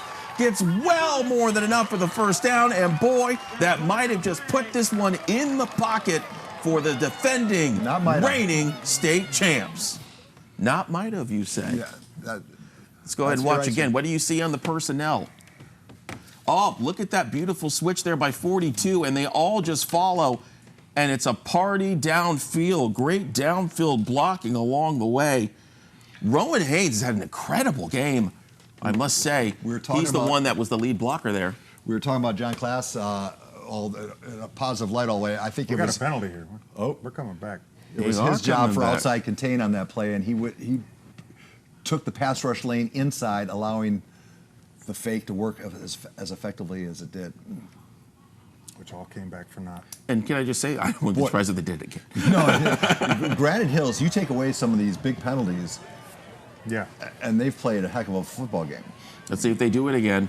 He's thinking about it, but instead he's just going to slyly kick it. Will that be the difference? Nice kick. Ball's going to roll. Riddell has a chance. Will he take it? He will not. And what a great kick by Brendan Lewis.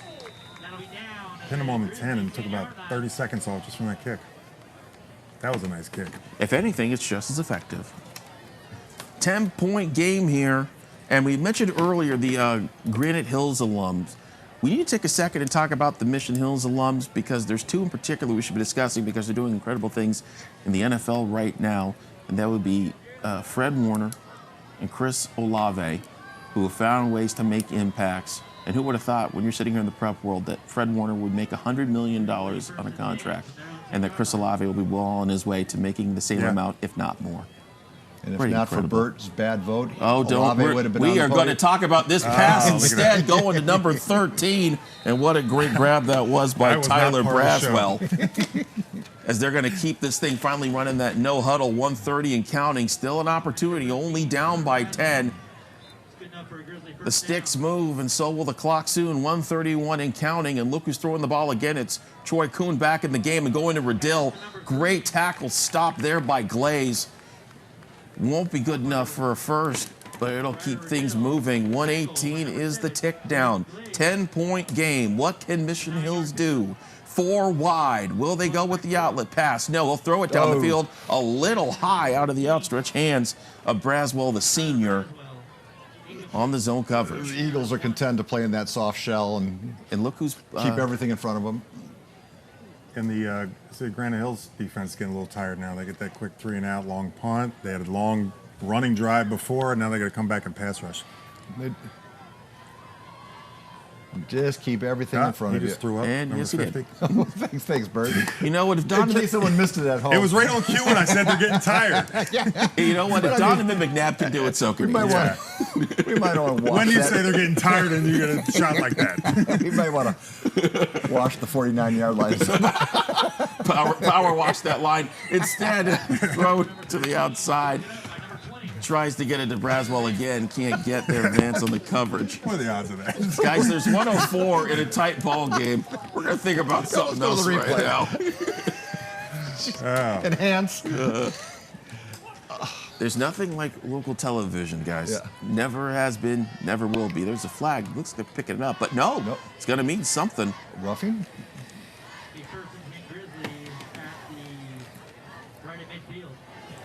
Well, I'll tell you It's what. some form of personal foul Eagles because are they put up piling 15. That's 4 15-yard penalties. I'm just going to go and apologize to the Twitter trolls. Going to say you missed the 2 penalty calls. We're sorry. We have a mic issue, so. Yes. Oh. Tipped in the air, and that's picked off! What a pick by McCoy Maddox! Wanted by State, wanted by the Ivy Leagues, and you see exactly why as he waves goodbye to Mission Hills with the tip interception. What a tip, too. Tried to reel it in there was Braden Williams. Goes through a couple hands, and what He's in a traffic, heads but up he's got to play make the catch there. by McCoy Maddox. We showed you this at the beginning of the game. We said he had a 3-star rating, top 200 in California, and I think interception like that may have just put him in the double digits. How incredible of a young man do you have to be to have Division I football office, Ivy League academic, and then character with the academies in Navy all in one? It's something that they're paying attention to and something that we are definitely paying attention to. 87 tackles, 3 picks last year, and he's already got 1. He hasn't even finished his first game. Now we'll see Granite melt this one down, Turner inside, and hopefully both teams can just keep the peace here in this last minute. And watching the Eagles, when you have this successful up-tempo offense, the drawback is in when you need to eat up Slow clock. it down, yeah. You need to have a 4-minute version of your up-tempo offense. That Well, it's going to be a knee now. yeah. Well, of course, but I'm just saying in the drive before it, Yeah. you're playing at this fast break pace, and That's the way you are with pickleball, right? yeah, When you have to- exactly. I'm always And it quick looks to like change we'll be side. able to kneel on this one. By the way, do not change your channel. We're going to be on here for about 15 minutes or so. We're hopefully going to be hearing from the game-winning coach. We'll be hearing from some of the impact players of the game. We're probably working that right as we speak. And hopefully we'll be able to show you some highlights of the game that we have had here today, because it has been quite one indeed. It's a challenge to play on local television, but to play in front of the world on KUSI. But that is what Granite Hills and Mission Hills did today. Granite Hills, what a day to be an Eagle. A state championship last year, and proving you belong in the open division by beating a Division I finalist. Our final score today, Granite Hills 27, Mission Hills 17. An impressive display by the Sons of the East County, built off the strength of teams before them, and proving that they belong in the open division conversation. I have to say, that was for our first of our 3 games on KUSI. Certainly, if quality, we saw a handful of quality athletes doing what we thought they were going to do. Very impressive win for the Eagles. To beat any Mission Hills team is and again, is a big deal. Just how clean the game was, being week 1. After 15 practices and 1 scrimmage. And a freshman that hasn't played and a sophomore that hasn't played quarterback. I mean, as we enjoy these pictures, let's go ahead and talk about some of these stats from this game. You see the score there, 27-17. What you don't see is Mission Hills 2-1 in turnovers, despite the fact they're 20-15 in first downs.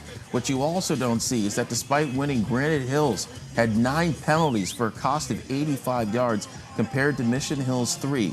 What does that mean? Mission Hills played a clean game. They played an efficient game. But Granite Hills, at the end of the day, despite mistakes, played a better game. Let's go to Bree Savant down on the field. I want to be with my team right now. Hey, thanks so much, guys. I'm joined by Grizzlies head coach Hauser. Coach, obviously not the outcome we wanted, but what's the biggest takeaway from tonight? That just tells us where we're at. Maybe some areas a little further behind, maybe some areas we matched it, but our kids played hard all the way to the very end, and we competed against an outstanding football team. We all know they're loaded and they're a top 5 team for a reason, and we're just going to keep playing week by week. We go to Lawndale next week. We'll get ready for Lawndale. And then we know we got the Avocado with Carlsbad and La Costa and all the boys. So this is real good for us just to get ready for our league. And we had fun tonight. We had fun. We appreciated being on TV. We thank you guys for that. But, it stings. It hurts because, you work hard all summer in camp. You want to win. It didn't happen. We're 0-1, but 9 to go, and we're going to be fine. We appreciate you as always. Like you said, it was super evident about seeing you guys have fun. You guys had some momentum in that second half. What was that, locker room message? Well, it was just understanding that so many of you guys have never done this at this level, and now we have to match them. Their front 4, experienced linebacker, secondary, running back. There's a lot of tools they have. So our scrimmage didn't get us that. The 2 teams were good, but we didn't see that. So the message was, let's just try to match them. We're gonna work on it. Talk about the quarterback room. You have 2 special quarterbacks with a lot of potential for the season. Just touch on that.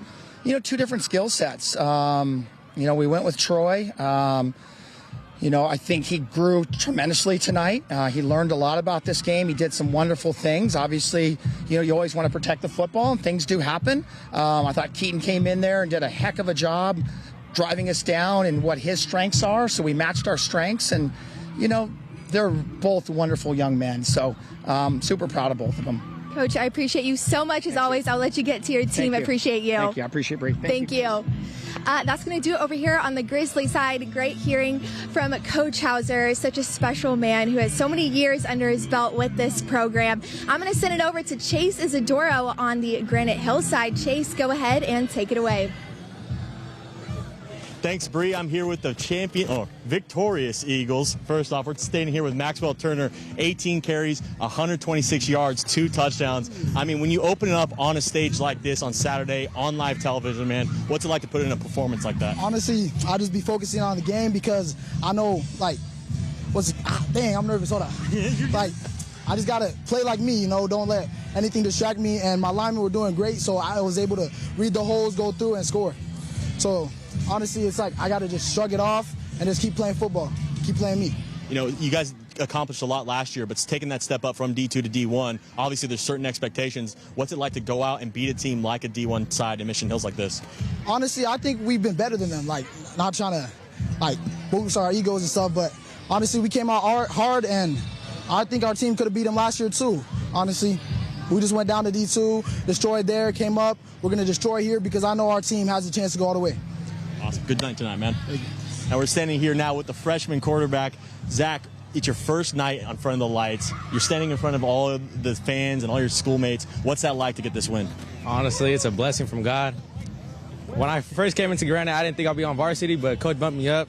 There was a new culture of the team, so I just really blended in with them, blended with my whole O-line. Shout out to my O-line this game. They did wonderful today. My running backs, they did their thing, and I was able to go out there and perform. What's that like for you, knowing you're coming into a team that just won a state title and they're giving you the reins at quarterback?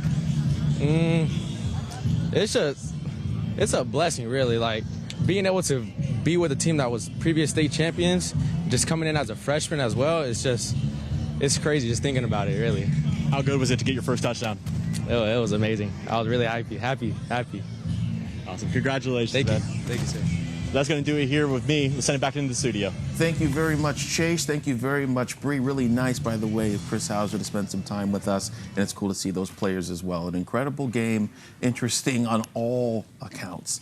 And with that, I believe we're going to take one more quick break before we get on out the road. Well, yeah, maybe we can get back. I want to hear from Mashi. Chase, you're not done yet. Get us Mashi.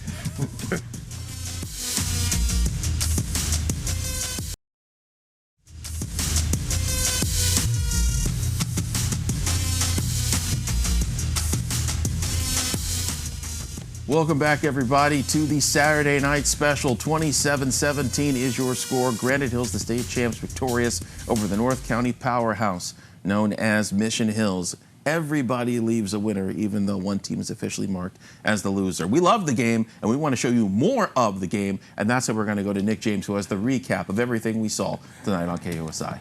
Thanks, Brandon. Yeah, we're going to go out to Granite Hills and check in on the game. It was 27-17, but how did it get to 27-17? It was a great game all the way throughout, going back and forth for the most part. Granite Hills jumped out pretty quick, so let's go to the highlights. Granite came out ready to protect their turf in El Cajon, doing what they do, and here we go.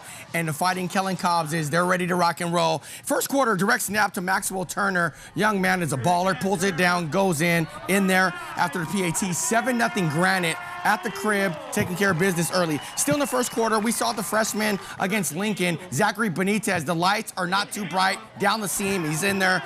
Touchdown pass to Tristan Diaz. Diaz scores. Granite goes up 14-0. Here comes Mission Hills, nice ball. Troy Hume down the rail to Ryder Riddell, and Riddell gets them inside the red zone. And the sophomore calls his own number, and he gets to the paint. Touchdown right there, and that makes it 17-7, almost halftime. But right here, Granite makes a mistake. They put the ball on the carpet, and Mission Hills, they get on the rock, they jump on it and pounce on it, and then they are in business. But then the sophomore made a mistake. I think they're in cover 2 right there. Burt, he drops into the flat, sits, and he picks it off. And then it's picked off, and great return right there from Granite. But then the clock kind of ran out, and then it was 17-7 at the break. And then Granite got the ball after a field goal. Mission Hills had the ball for 9 minutes, got a field goal. Then Granite went right back down the field and scored a touchdown right there and put them back up 14 points at that point. Then Keaton Smith enters the game. That young man calls his own number. If you get to the 1-yard line, Coach Hauser is going to call the QB sneak. And Hume scored on that, and then Keaton Smith scored on that as well. And that pretty much gets it right there. And then the clock kind of salted away right there. So the final score tonight, 27-17 on that. And there is the final right there. So Granite Hills gets the W. So I'm going to toss it out to the set and toss it back over to them because they got more stuff to say as well. Brandon, Paul, Bert, there we go. Let's go out to Chase's draw right now. He's got Moshi. Let's see. In the Mosh Pit. In the Mosh Pit. Let's go in the Mosh Pit with Chase. Yes, Paul asked for Moshi Talea, and that's exactly what we have. An awesome night defensively for Granite Hills. I mean, what's it like for your unit to go out there and show yourselves against Mission Hills? We had a game plan and we executed it. We came in, went hard and intense, like I said. We don't play around. We come in as a unit, as brothers, not individuals. So that's what got us the job done. And yeah, I'm just proud of my brothers, proud of everyone, how hard we worked. Since after the last football season, we washed it away and kept it pushing, like we didn't win anything. And you guys set that tone early, not just on the defensive side, but also running the ball, getting up to a big lead. When you go out there against a D1 team and you guys are making that leap from D2, what kind of standard are you setting for the rest of the year? High expectations. That's what our coach told us. He drilled it into our heads that it's not going to be easy, it's not going to be light. So we've been working hard. The competition against us is crazy. We know we're the best of the best, but we go against each other every practice, and that's what gets us better. And I think our standards are really high for us because coaches know we can hold it up. And what's it feeling like, not just for you, but for the rest of the team, that this one was live on KUSI? You guys got your own little live spotlight. What's that feeling like? Feels great, man. They're noticing us. Granite Hills, I've been here since freshman, building a legacy here, man. I love it. Awesome. We're going to send it back to you guys in the studio now. Quick question to him before you go. How long did it take to grow the hair, and what's the hair product secret, please? How come I knew you were going to do that? Okay, so Paul, with the nice feathered hair that Paul has, he wants to know, what did you do to get yours to that size, and what hair product should he be buying? Man, it's all natural. Everyone in my family got this hair. I use what my mom uses. I use whatever she uses. So shout out to my mom. As always, mom knows best when it comes to shampoo. Paul, back to you. We love it. We love it. Also, hey, that's a stone-crafted question. Thank you very much, Yes, Chase. Anyway, doesn't matter. Granite Closing Hills thoughts. needs, ASB Granite Hills needs to sell a Moshi bobblehead. Without a doubt. Yes. There you go. With the Mosh pit on the front.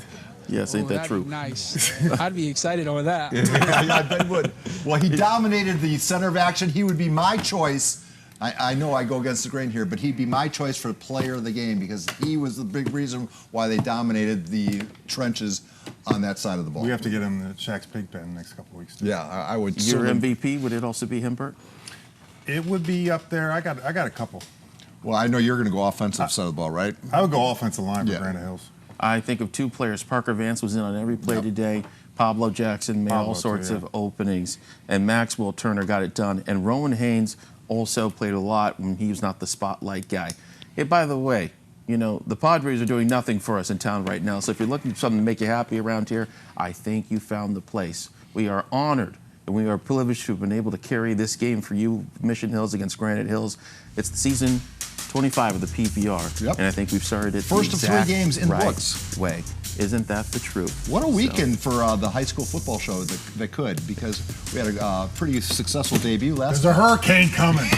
That's true. Yeah, you know what? We have our own gale force winds here. All right? For Bert Grossman, for Paul Rudy, I am Brandon Stone. Thank you Sandbag. so very much for